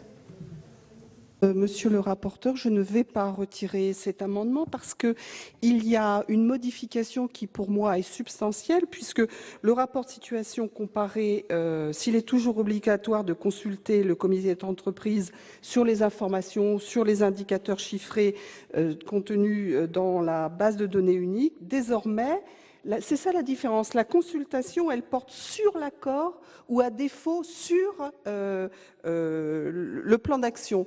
Ce qui veut dire que tout le travail en amont, qui permettait un éclairage plus important, a disparu. C'est ça que je conteste avec cet amendement. Donc je le maintiens. Très bien. Madame Rieucreux, vous maintenez votre amendement ?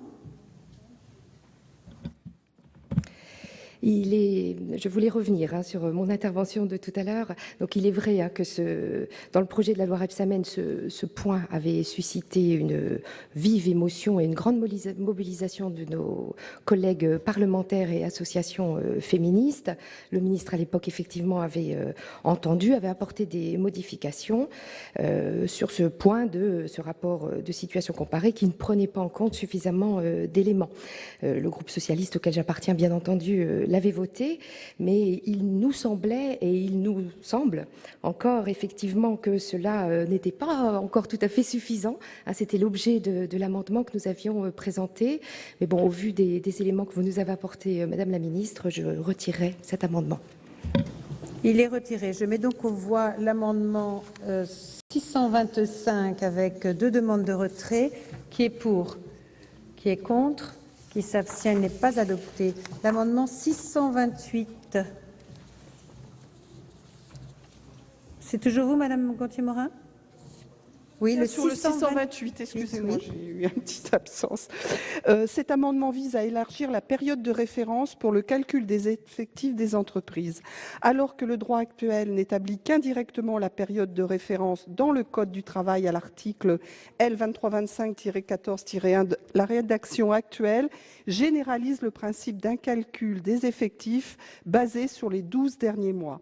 Si cette mesure va effectivement permettre une clarification du droit, il ne nous semble pas que la rédaction de l'article qui reprend le droit actuel soit la plus bénéfique. En effet, elle ne permet une prise en compte des effectifs que dans la dernière année, ce qui semble restrictif. Il nous paraît plus pertinent que la période de référence soit allongée à 3 ans afin de s'adapter le plus possible à la réalité de l'entreprise. En effet, cela doit permettre d'assujettir plus d'entreprises à l'obligation d'information au CE et aux délégués du personnel. Ce texte, qui se veut comme le refondateur du dialogue social et du renforcement des acteurs de la négociation collective, manque, nous semble-t-il, ici le coche. La retenue d'une période de référence d'une seule année avec 1 an de délai pour faire appliquer les nouvelles obligations entraîne une instabilité importante. Ainsi, une entreprise qui serait légèrement au-dessus du seuil, qui oscillerait régulièrement de l'un ou l'autre côté de ce dernier, risquerait d'échapper à une obligation d'information détaillée au comité d'entreprise. C'est pourquoi il est proposé que la période de référence soit fixée à 3 ans et non une seule année. La question de la démocratie en entreprise nécessite un droit d'information complet des CE. Les obligations pour les employeurs concernant des éléments essentiels au bon exercice des comités et utiles lors de négociations collectives, répartition du capital, position de l'entreprise dans un groupe, une branche, plan ou projet envisagé, situation économique et état des lieux de l'activité, recours aux contrats précaires. Voilà, c'est donc l'objet de notre amendement. Merci. Avis de la commission, monsieur le rapporteur. Merci Madame la Présidente. La Commission a mis un avis défavorable sur cet amendement, souhaitant maintenir la règle actuelle avec la période de référence correspondant aux 12 derniers mois et pas 12 mois sur une période de 36 mois comme le souhaiteraient les auteurs de l'amendement. On a vu, on a eu ce débat un peu auparavant vendredi sur les effets des franchissements de seuil avec des chiffres à la clé. On a pu voir que tout cela avait quand même un impact et donc voilà, c'est un avis défavorable. Avis du gouvernement, Madame la Ministre. Merci Madame la Présidente. C'est un avis favorable parce que je crois que ça simplifiera la vie des entreprises qui n'auront qu'une seule façon d'apprécier le seuil de franchissement de 300 salariés pour toutes les règles de fonctionnement du comité d'entreprise. Donc pour ma part, c'est un avis favorable. Merci. Y a-t-il des demandes d'explication de vote? Je n'en vois pas. Je vais donc mettre aux voix cet amendement 628. J'ai été saisie d'une demande de scrutin public par la Commission des affaires sociales. Je vous rappelle que l'avis de la Commission est défavorable, l'avis du gouvernement est favorable. Il va être procédé au scrutin public dans les conditions fixées par l'article 56 du règlement. Le scrutin sera ouvert dans quelques instants.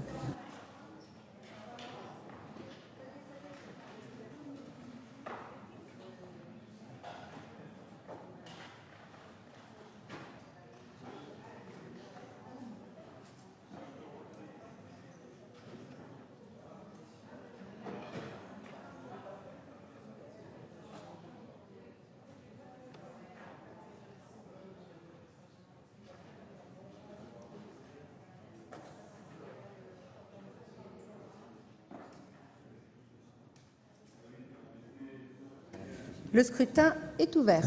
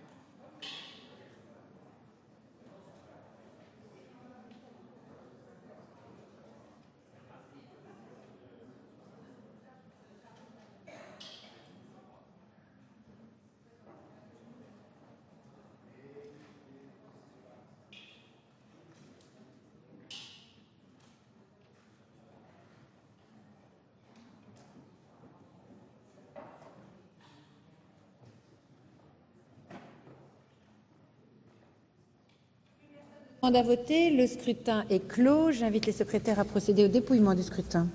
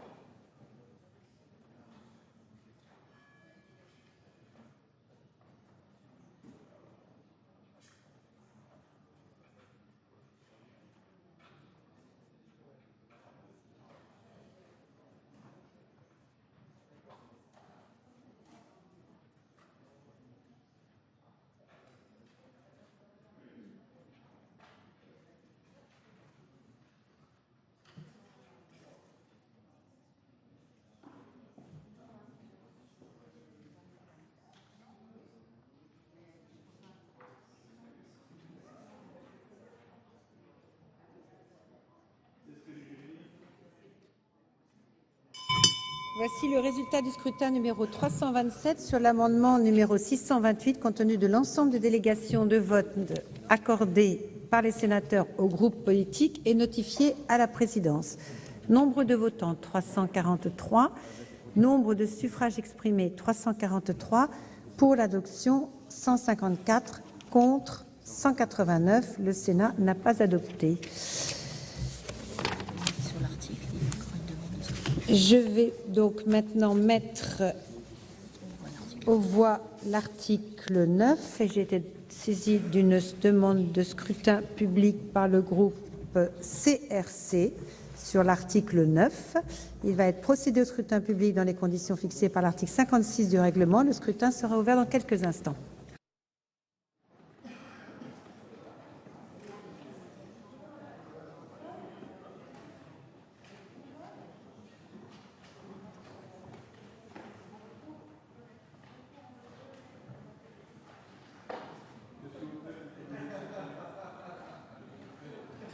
Le scrutin est ouvert.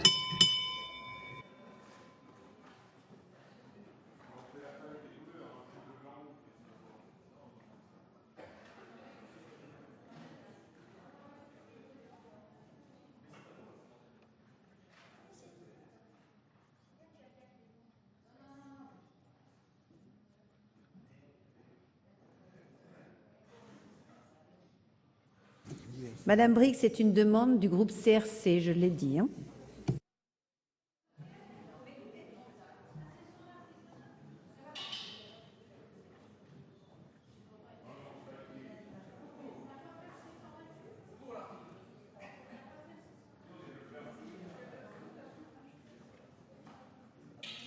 Je répète, c'est une demande du groupe CRC, un vote scrutin public sur l'article.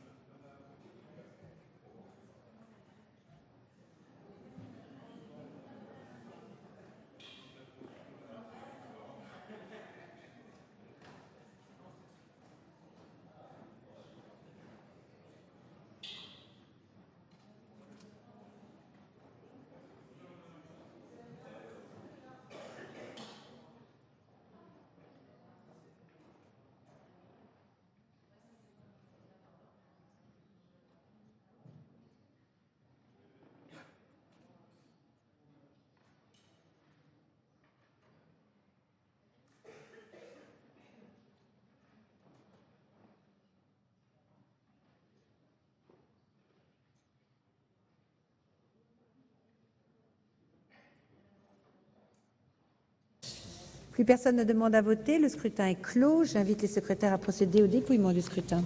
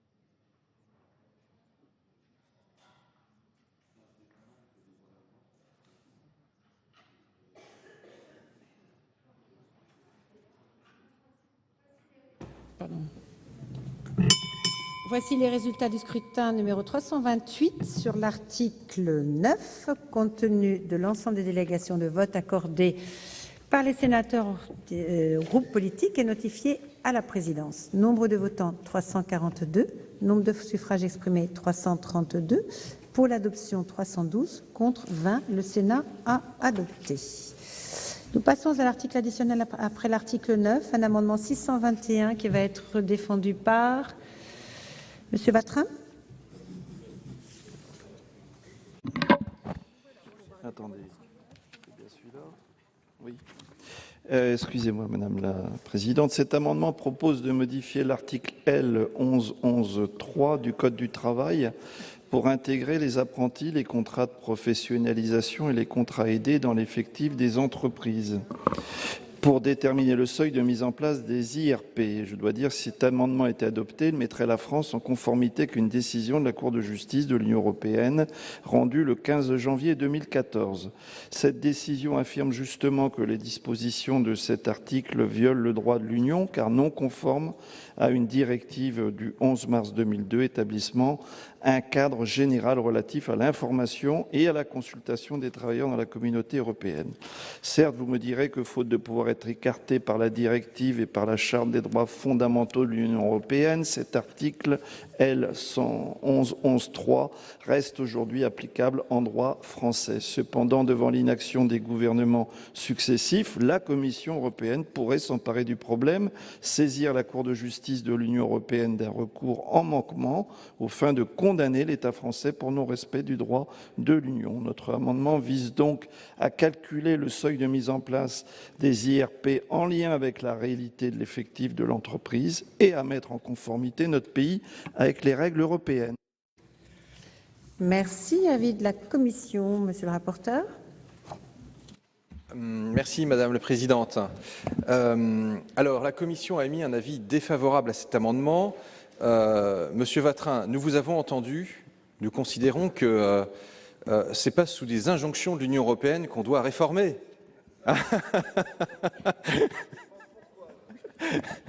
Bon, trêve de plaisanterie, mais bon, voilà.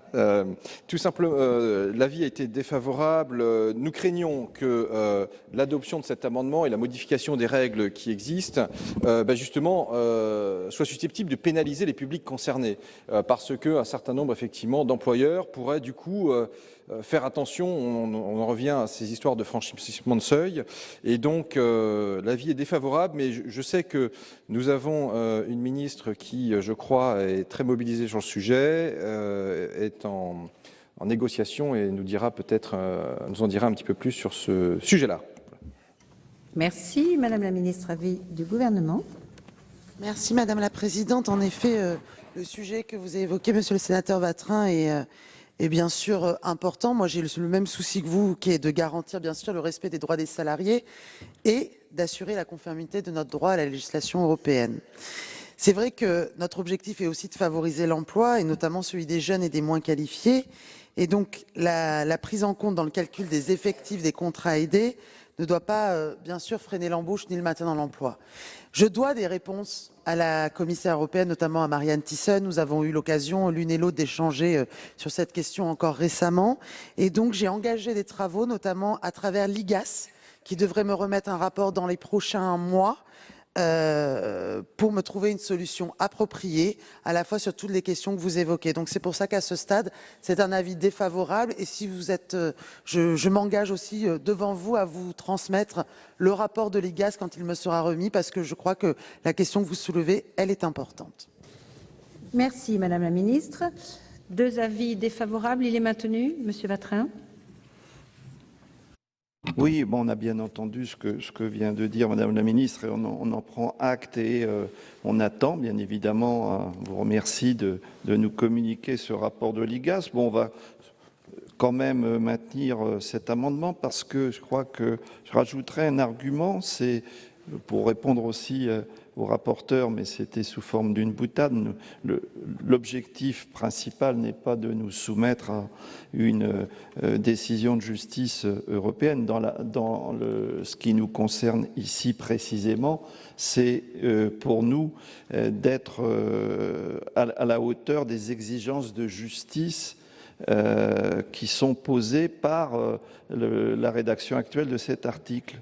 Parce que je rappellerai que les modalités particulières d'embauche liées à la mise en œuvre des contrats d'apprentissage, des contrats initiative emploi, des contrats de professionnalisation et de tout type de contrats dits aidés ouvrent droit pour l'entreprise à des allègements et ou des exonérations de cotisations sociales. Alors, dans un cas, on compte effectivement tous ces contrats un peu atypiques dans les effectifs de l'entreprise pour faire bénéficier l'entreprise d'un certain nombre d'avantages fiscaux et sociaux. Et dans l'autre cas, lorsqu'il s'agit de déterminer le seuil ouvrant la possibilité de créer des institutions représentatives du personnel, on ne les compte pas. Donc c'est pour moi une question de justice et de cohérence. Vatrin, Monsieur le Président de César, pour explication de vote. Très rapide, Madame la Présidente, pour dire que je soutiens l'amendement présenté par le groupe CRC. Les apprentis sont des membres de l'entreprise en formation et ce ne sont pas des étudiants en stage d'entreprise. Et Monsieur le Président de César, je vais donc mettre aux voix cet amendement 621 qui a reçu 2 avis défavorables. Je mets aux voix qui est pour, qui est contre, qui s'abstient. Il n'est pas adopté. Article additionnel après l'article 9, 3 amendements identiques. Le premier, le 138 rectifié bis, Madame Génisson, Madame Rieucreux. Madame la Présidente, Madame la Ministre, chers collègues, donc le Conseil supérieur de l'égalité professionnelle entre les femmes et les hommes, institué par la loi de 83, dite loi Roudy, rend des avis sur les projets de loi relatifs au travail sous le prisme des droits des femmes et alimente ainsi les travaux parlementaires. Cependant, dans le cadre des travaux de recodification qui ont été menés en 2008 par voie d'ordonnance, les dispositions relatives au Conseil supérieur de l'égalité professionnelle ont été déclassées dans la partie réglementaire du Code du travail. Il convient néanmoins de rappeler que d'autres instances, telles la Commission nationale de la négociation collective ou le Conseil national de l'emploi, de la formation et de l'orientation professionnelle, sont elles reconnues dans la loi. Dans un autre domaine, les dispositions relatives au Haut Conseil de la famille, de l'enfance et de l'âge figurent dans la partie législative du Code de l'action sociale et des familles. Au-delà de la reconnaissance du rôle et des travaux de grande qualité du Conseil supérieur de l'égalité professionnelle, par exemple sur le sexisme en milieu professionnel, sur la place des femmes dans les conseils d'administration et de surveillance ou encore dans le cadre des négociations collectives sur l'égalité, il s'agit aussi de veiller à la pérennité des instances contribuant à la définition et à la mise en œuvre de la politique publique de l'égalité homme-femme.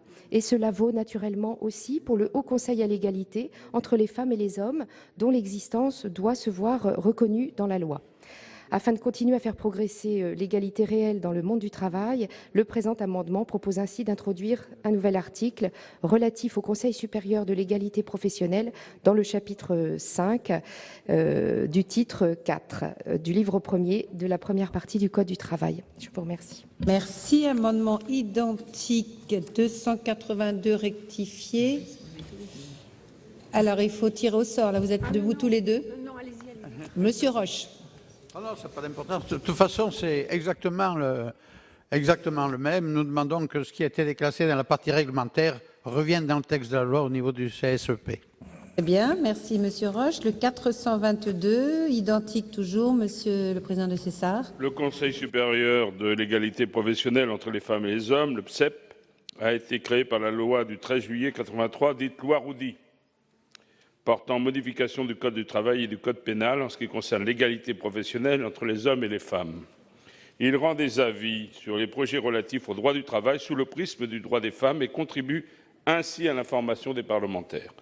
Par un décret du 30 avril 2013, le champ des travaux du PSEP s'est élargi à l'articulation des temps, les modes de garde, les congés familiaux, les systèmes de représentation dans l'entreprise, le harcèlement sexuel et moral, la formation initiale et continue et la diversification des choix professionnels des filles et des garçons, la création et la reprise d'entreprise par les femmes. Chers collègues, vous l'aurez compris, le PSEP joue un rôle majeur dans l'évolution du droit à l'égalité femmes-hommes. C'est pourquoi nous ne comprenons pas pourquoi les dispositions relatives au PSEP ont été déclassées dans la partie réglementaire du Code du travail par une ordonnance de 2008. Nous sommes d'autant plus étonnés que d'autres instances, comme la Commission nationale de la négociation collective ou le Conseil national de la négociation collective, sont, elles, reconnues dans la loi. Nous souhaitons que le Conseil supérieur de l'égalité professionnelle entre les femmes et les hommes soit à nouveau, et lui aussi, reconnu dans le domaine de la loi. C'est pourquoi nous soutenons un amendement en ce sens. Merci. Avis de la Commission, Monsieur le rapporteur, sur ces 3 amendements identiques. La Commission souhaitait avoir l'avis du gouvernement. Effectivement, c'était dit par les orateurs précédents, Ce Conseil supérieur fut dans la partie législative du Code, elle l'est désormais dans la partie réglementaire. Pour nous, en tous les cas, quelle que soit sa place dans le Code, nous saluons le travail effectué par Brigitte Grésy depuis de nombreuses années. Et donc, voilà, avis favorable. Avis du gouvernement. Alors, l'avis du gouvernement est-il favorable? Merci Madame la Présidente. En effet, bien, depuis 2008, le CESEP, comme l'ensemble des organes consultatifs, sont dans la partie réglementaire, et bien que ce soit du réglementaire, moi aussi, je veux à la fois saluer la grande qualité des travaux du CESEP. Je crois qu'il permet vraiment de faire avancer la cause des femmes dans le monde professionnel. Et donc, bien que ce soit du niveau réglementaire, c'est un avis de sagesse du gouvernement. Donc, je laisse à la Haute Assemblée le choix d'en décider. Merci Madame la Ministre. Madame Génisson pour explication de vote. Merci Madame la Présidente, et je voudrais remercier à la fois le rapporteur qui en particulier a fait référence à Madame Grésy, j'allais dire à l'incontournable Brigitte Grésy, qui a été vraiment sur le plan professionnel remarquable pour servir le sujet de l'égalité professionnelle femmes-hommes. Et je vous remercie Madame la Ministre de votre avis de sagesse, j'ai envie de dire, pour faire une référence laïque aux tables de la loi. Quand ce Conseil supérieur de l'égalité professionnelle entre les femmes et les hommes était inscrit dans la loi Roudy, je pense qu'il est souhaitable que ça revienne, au législatif, même si j'entends votre raisonnement sur l'aspect réglementaire qui a toute sa place aussi. Mais là, je pense qu'on est à la fois dans le symbolique, mais plus que dans le symbolique. Merci. Y a-t-il d'autres demandes d'explication de vote? Je n'en vois pas. Je vais mettre aux voix ces amendements identiques avec une demande d'avis du gouvernement, sagesse du gouvernement. Qui est pour? Qui est contre? Qui s'abstient? Ils sont adoptés. Article additionnel après l'article 9. 5 amendements en discussion commune. 3 amendements identiques. Le 285 rectifié bis. Monsieur Roche. Oui. Le Haut Conseil à l'égalité entre les femmes et les hommes et le Conseil supérieur de l'égalité professionnelle ont rendu public le 10 février 2016 un rapport sur la parité intitulé « Vers un égal accès des femmes et des hommes aux responsabilités professionnelles et la part des femmes dans les conseils d'administration et de surveillance ». C'est un rapport intermédiaire d'évaluation de la mise en œuvre des lois du 27 janvier 2011 et du 12 mars 2012. Ce rapport met en évidence un bilan très contrasté. Pour le secteur privé, les grandes entreprises cotées sont en bonne voie pour atteindre l'objectif fixé avec plus de 30% de femmes dans leur conseil. Les entreprises non cotées visées par la loi semblent rencontrer plus de difficultés puisque la part des femmes s'élève à moins de 15%. Par contre, dans le secteur public, les quelques données existantes montrent une légère progression, mais loin des résultats attendus. C'est paradoxal.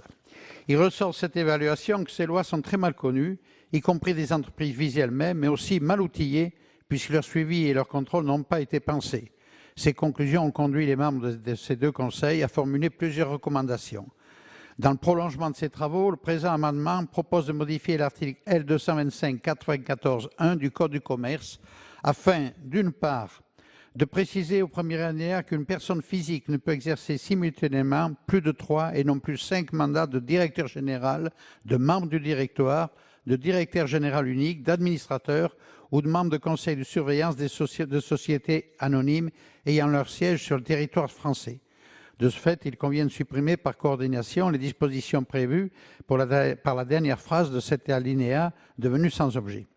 D'autre part, d'introduire un nouvel alinéa prévoyant qu'une personne physique ne peut exercer un mandat de membre du directoire, de directeur général unique, d'administrateur ou de membre du conseil de surveillance d'une société anonyme ayant leur siège sur le territoire français pour une durée supérieure à 12 ans. Merci. Le 837. Madame David. Oui, merci Madame la Présidente, Madame la Ministre, mes chers collègues. C'est un amendement identique à celui que vient de nous présenter notre collègue Roche et qui propose donc un article additionnel qui touche de notre point de vue à la démocratie au sein des entreprises. Nous nous appuyons pour cela sur un rapport du Haut Conseil à l'égalité rendu public en février dernier et qui fait une évaluation intermédiaire des lois de 2011 et 2012 portant sur l'accès des femmes au conseil d'administration des grandes entreprises et aux postes de direction dans la fonction publique. Pour rappel, l'objectif fixé pour 2017 est d'atteindre 40% minimum de femmes ou d'hommes au sein des conseils de plus de 8 membres et un écart maximum de 2 entre les femmes et les hommes au sein des conseils de 8 membres ou moins. Le bilan établi par le Haut Conseil à l'égalité fait état certes d'une progression, mais surtout de difficultés à recueillir des données précises et exhaustives de la part des entreprises. Cette progression, qu'il convient de noter, est le résultat de l'application de la loi, c'est-à-dire de l'existence d'obligations légales. Notre amendement propose de modifier légèrement la loi pour encourager à nouveau cette progression. Ainsi, nous pensons, tout comme le préconise également le HCE, que la limitation de la durée du mandat à 3 ans au lieu de 5, ainsi qu'une limitation dans le temps à 12 ans, peut permettre un renouvellement. Cela éviterait que certains mandats de membres du directoire, de directeur général, d'administrateur ou bien de membres du conseil ne se trouvent toujours entre les mains des mêmes, c'est-à-dire entre les mains des hommes. Le fait de limiter ainsi dans le temps incite à aller chercher de nouvelles candidatures et permettrait donc de faire émerger des femmes à ces responsabilités. Je ne doute pas un instant avec mon groupe que vous accepterez cet amendement qui permettra de faire respecter les obligations fixées par de précédentes lois. Merci. 932, Madame Laborde. Merci Madame la Présidente. Il a été très bien défendu par les collègues précédents qui ont pris la parole avant moi. Je vois que nous avançons donc sur un certain nombre de points concernant l'égalité hommes-femmes. Je vous demande donc de modifier le Code du commerce afin de faciliter le renouvellement au sein des conseils d'administration et de surveillance. Et je voulais juste vous ajouter qu'on s'appliquera bientôt le non-cumul des mandats d'élus. Il faut donc qu'on s'intéresse au non-cumul des mandats de postes à responsabilité. Je vous remercie. Merci. Monsieur De Cessard. Pour les deux suivants, le 433 rectifié, le 434, s'il vous plaît. Oui, merci Madame la Présidente. En fin de compte, mes amendements ne sont pas les mêmes parce que c'est un amendement qui reprend la première partie de l'amendement commun défendu et mon deuxième amendement reprend la deuxième partie. J'avais été prudent, j'ai dit peut-être qu'une partie de l'assistante peut valider une partie et pas l'autre, mais bon, je m'aperçois quand même que mes collègues, eux, ils ont fait le tout. Donc l'amendement 433 que je défends instaure le principe qu'une personne physique ne peut exercer simultanément plus de 3 et non plus 5 comme avant mandat de directeur général, de membre du directoire, de directeur général unique, d'administrateur, de membre de conseil de surveillance de sociétés anonymes ayant leur siège sur le territoire français. C'est déjà beaucoup. 3, c'est pas mal, et 5, c'est pour éviter que les copains soient dans les conseils d'administration, s'épaulent et votent la rémunération des autres en espérant un retour, évidemment. Et en général, ça va plutôt dans le sens de l'augmentation qu'une diminution. Ils sont plutôt le mouvement. Voilà. Donc c'est le Haut Conseil à l'égalité entre les femmes et les hommes qui le préconise. C'était le 433. Et le 434, comme mes collègues, pour favoriser la parité, le Conseil formule un certain nombre de propositions. Le Haut Conseil à l'égalité entre les femmes et les hommes et le Conseil supérieur de l'égalité à la fonction publique. Il formule un certain nombre de propositions. Parmi elles, le principe selon lequel une personne physique ne peut exercer un mandat de membre du directoire, de directeur général unique, d'administrateur, de membre du conseil de surveillance de sociétés anonymes ayant leur siège sur le territoire français pour une durée supérieure à 12 ans. Merci, mon cher collègue. Avis de la Commission sur ces amendements, monsieur le rapporteur. Merci beaucoup, Madame la Présidente. La Commission a émis une demande de retrait, sinon un avis défavorable à ces amendements, considérant que, bon, s'il y avait effectivement vraisemblablement sens de l'histoire, il convenait de ne pas déstabiliser l'ensemble de l'édifice du capitalisme français aujourd'hui avec cet amendement, mais qu'il fallait plutôt l'inscrire et inscrire ces discussions d'ailleurs dans le cadre d'un vecteur qui arrive bientôt, la loi Sapin 2. Il y a eu des premiers pas qui ont été faits avec la loi Macron, qui a prévu un cumul de 3 mandats pour les mandats sociaux dans les grandes sociétés cotées. Là, l'amendement que vous présentez est beaucoup plus puissant en ce sens qu'il vise toutes les sociétés. Or, on sait qu'il peut se trouver aussi des cas de figure où telle ou telle société qui détient des participations ici ou là peut être amenée aussi à mettre une même personne. Bon, donc voilà, pour l'instant, la Commission souhaite un retrait, sinon un avis défavorable. Et puis sur l'idée des mandats de plus de 12 ans, c'est encore une autre logique qui n'a pas encore été abordée d'ailleurs à ce stade dans ce type d'instance. Voilà. Merci. Madame la ministre. Merci Madame la Présidente. Votre proposition donc de limiter à 3 le nombre de mandats sociaux a été en partie couverte par la loi Macron, notamment puisque la limite de principe de 5 mandats sociaux dans les sociétés anonymes a été portée à 3 pour les dirigeants d'une société dont les titres sont admis aux négociations sur un marché réglementé et qui emploie dans ses filiales plus de 5000 salariés ou en France ou plus de 10 000 au niveau mondial pour les mandats exercés au sein de sociétés dont les titres sont admis aux négociations sur un marché réglementé. Donc il y a plusieurs raisons. Donc, il y a déjà la loi Macron, il y a des amendements similaires qui ont été déposés dans le cadre de la loi portée par mon collègue Michel Sapin. Et enfin, cela concerne le Code du commerce et non le Code du travail. C'est pour ça que c'est plus dans ce cadre-là qu'il faut qu'il soit examiné. Donc c'est un avis défavorable. Si Madame... non, j'ai Monsieur Cardou d'abord et ensuite Madame David. Oui, Madame la Présidente, Madame la Ministre, j'avoue que je ne comprends pas comment, en limitant à 12 ans le mandat des membres du directoire du conseil de surveillance, on puisse favoriser l'égalité homme-femme. Parce qu'à l'expiration du 12 ans, qui empêche les membres du directoire du conseil de surveillance ou l'Assemblée générale de nommer des hommes? Donc je pense que c'est un faux problème. En revanche, ce sur quoi je voudrais attirer l'attention de mes collègues, c'est que cet amendement tel qu'il est rédigé vise l'ensemble des sociétés qui exercent sous forme de conseil de surveillance et directoire, sans faire référence à la scission entre celles qui font appel public à l'épargne et celles qui sont à caractère familial. Et un tel amendement appliqué aux sociétés familiales qui ont choisi cette mode de gouvernance pour des raisons de transmission ou de meilleure utilisation des organes de direction, c'est une catastrophe pour eux. C'est une catastrophe pour eux. On sait qu'actuellement, la transmission entre membres de la même famille, surtout quand il y a plusieurs enfants, est extrêmement difficile à organiser. Et limiter à 12 ans le mandat d'un président de conseil de surveillance, qui bien souvent passe du directoire au conseil de surveillance quand c'est le père,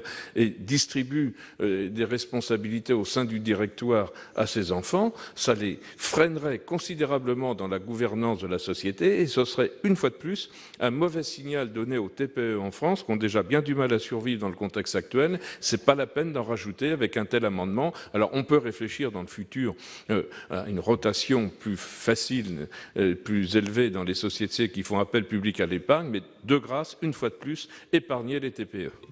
Merci, Madame David, pour explication de vote. Merci, Madame la Présidente. Je suis toujours étonnée d'entendre des arguments pareils qui voudraient que si c'est une femme qui est à la tête de la TPE, ma foi, la TPE s'effondrerait. Et évidemment, rien ne pourrait se faire dans notre pays si une femme était à la tête d'une TPE. C'est un peu ce que dit Monsieur Cardou, parce que nous, ce que nous proposons, c'est de permettre un renouvellement. 12 ans, vous me dites 12 ans, il faut permettre à ce que ces personnes puissent rester plus longtemps.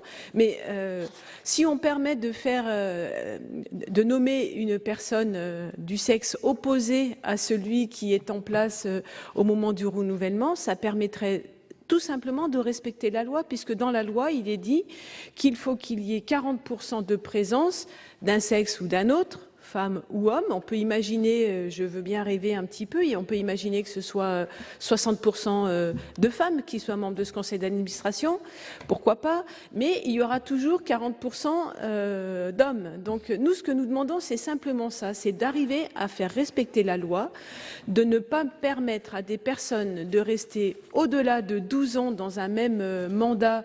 Ça permet le renouvellement. Et vous nous dites, Monsieur Cardou, mais qui empêchera à ce moment-là de nommer un homme? Eh bien, la loi, puisque la loi dit qu'il faut que ce soit 40% et 60% des deux sexes. Donc, à partir du moment où la personne doit être renouvelée et qu'elle ne peut plus l'être parce qu'elle a atteint la limite des 12 ans, eh bien, il est de la responsabilité de l'ensemble de ce conseil d'administration de respecter la loi et donc de permettre à ce que des femmes puissent entrer au sein de ces conseils d'administration.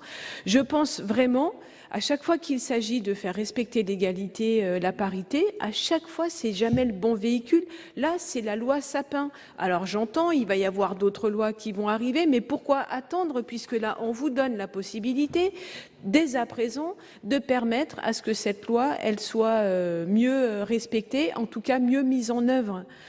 40% et 60%, enfin on ne demande pas non plus l'impossible, c'est quand même incroyable, en plus de dire qu'on va mettre en péril les TPE si on oblige à nommer une femme à la place d'un homme. C'est quand même assez incroyable. Merci Madame Bricq pour explication de vote. Oui, le groupe socialiste s'abstiendra sur ces amendements et je vais essayer d'expliquer pourquoi. Je pense que nous avons effectivement régler dans la loi croissance et activité le problème du cumul des fonctions en limitant à 3. Et je voudrais simplement faire remarquer que nous avions déjà voté cette disposition dans la loi dite nouvelle régulation économique. Je dis nous parce que nous étions quelques-unes à être députées à l'époque, de 2001. Et un des premiers actes de la droite revenue aux responsabilités a été de défaire cela, c'est-à-dire le cumul des fonctions entre elles.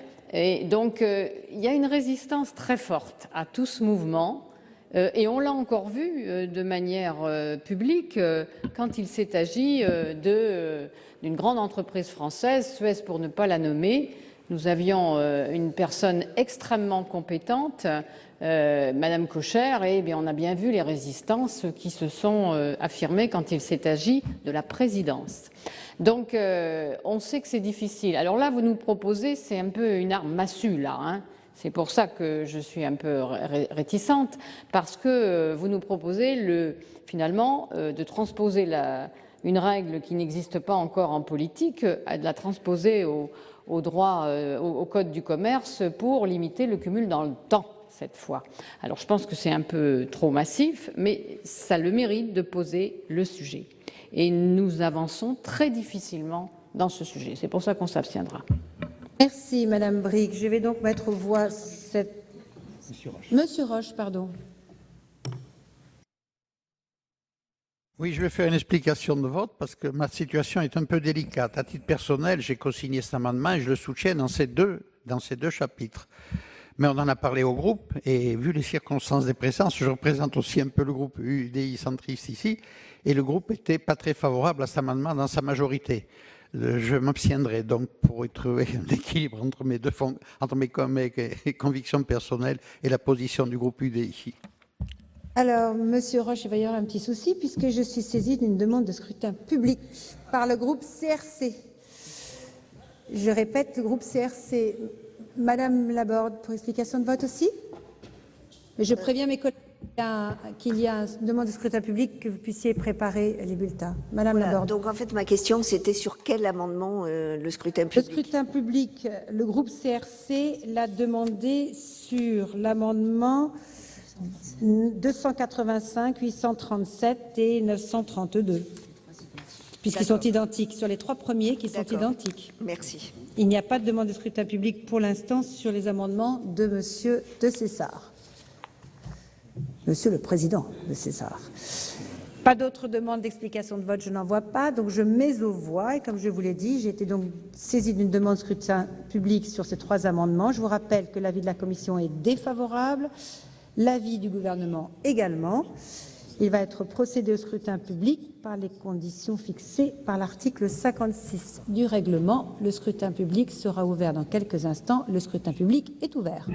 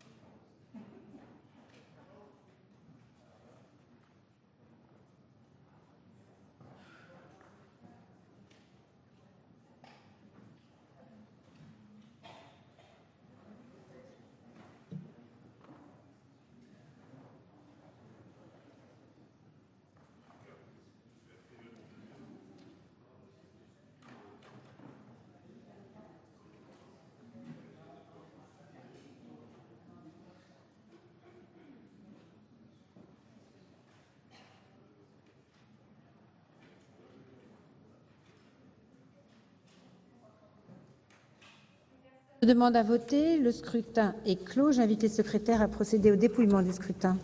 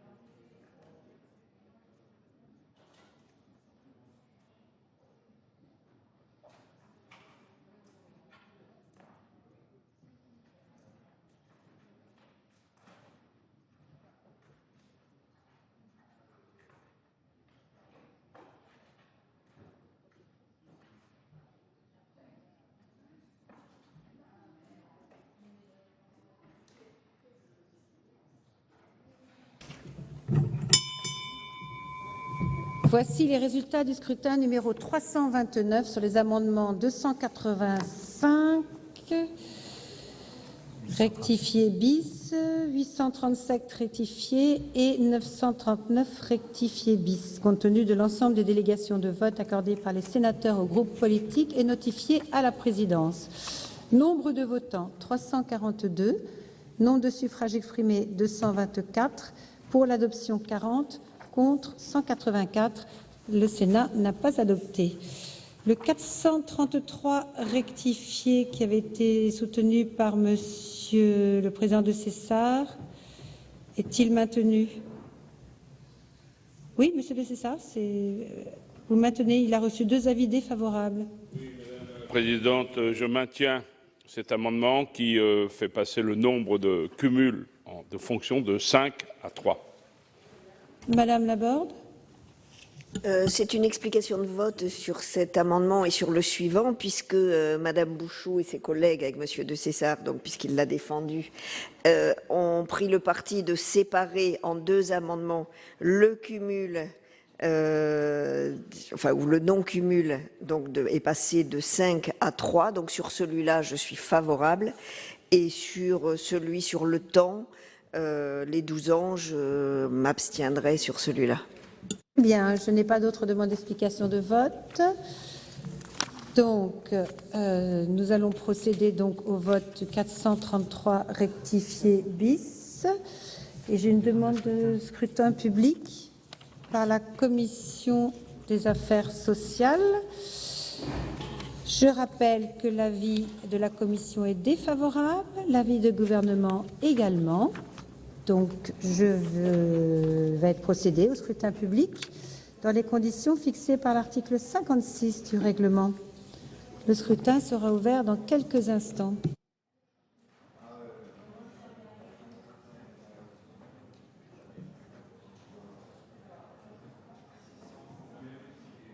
Le scrutin est ouvert.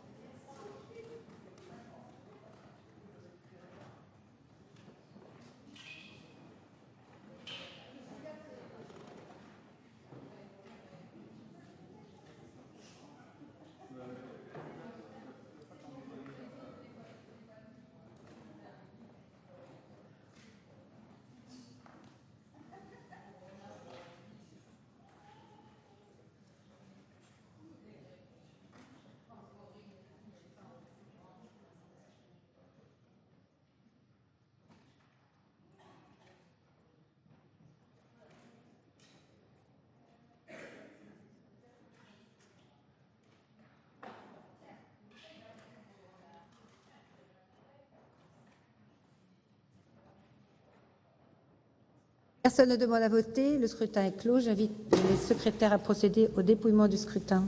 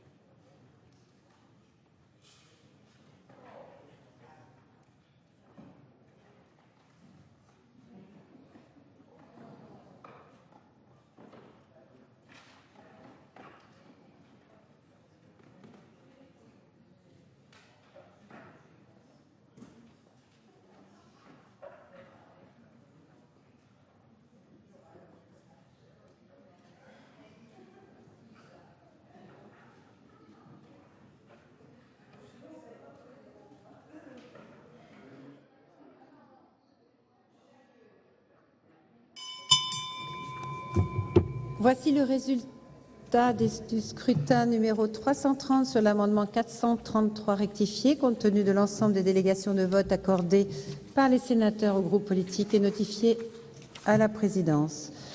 Nombre de votants 341, nombre de suffrages exprimés 218, pour l'adoption 35, contre 183. Le Sénat n'a pas adopté. Nous passons au vote de l'amendement 434 rectifié. Monsieur le Président de Cessard. Je retire mon amendement, Madame la Présidente. Et je vous remercie. Voilà pour les débats des sénateurs autour de ce titre 2 qui vise à favoriser une culture du dialogue et de la négociation dans l'entreprise. Notez qu'au programme cet après-midi, il va y avoir des points cruciaux du texte qui vont être débattus, notamment la suppression du mandatement syndical dans les TPE-PME, cela à l'initiative de la Commission des affaires sociales. Autre sujet qui va être débattu cet après-midi, le référendum d'entreprise. On va bien sûr y revenir cet après-midi dans Sénat 360 à 16h30, présenté par Delphine Girard. Vous pouvez toujours voir et revoir toutes les séances sur notre site publicsénat.fr. Très bonne journée sur les chaînes parlementaires.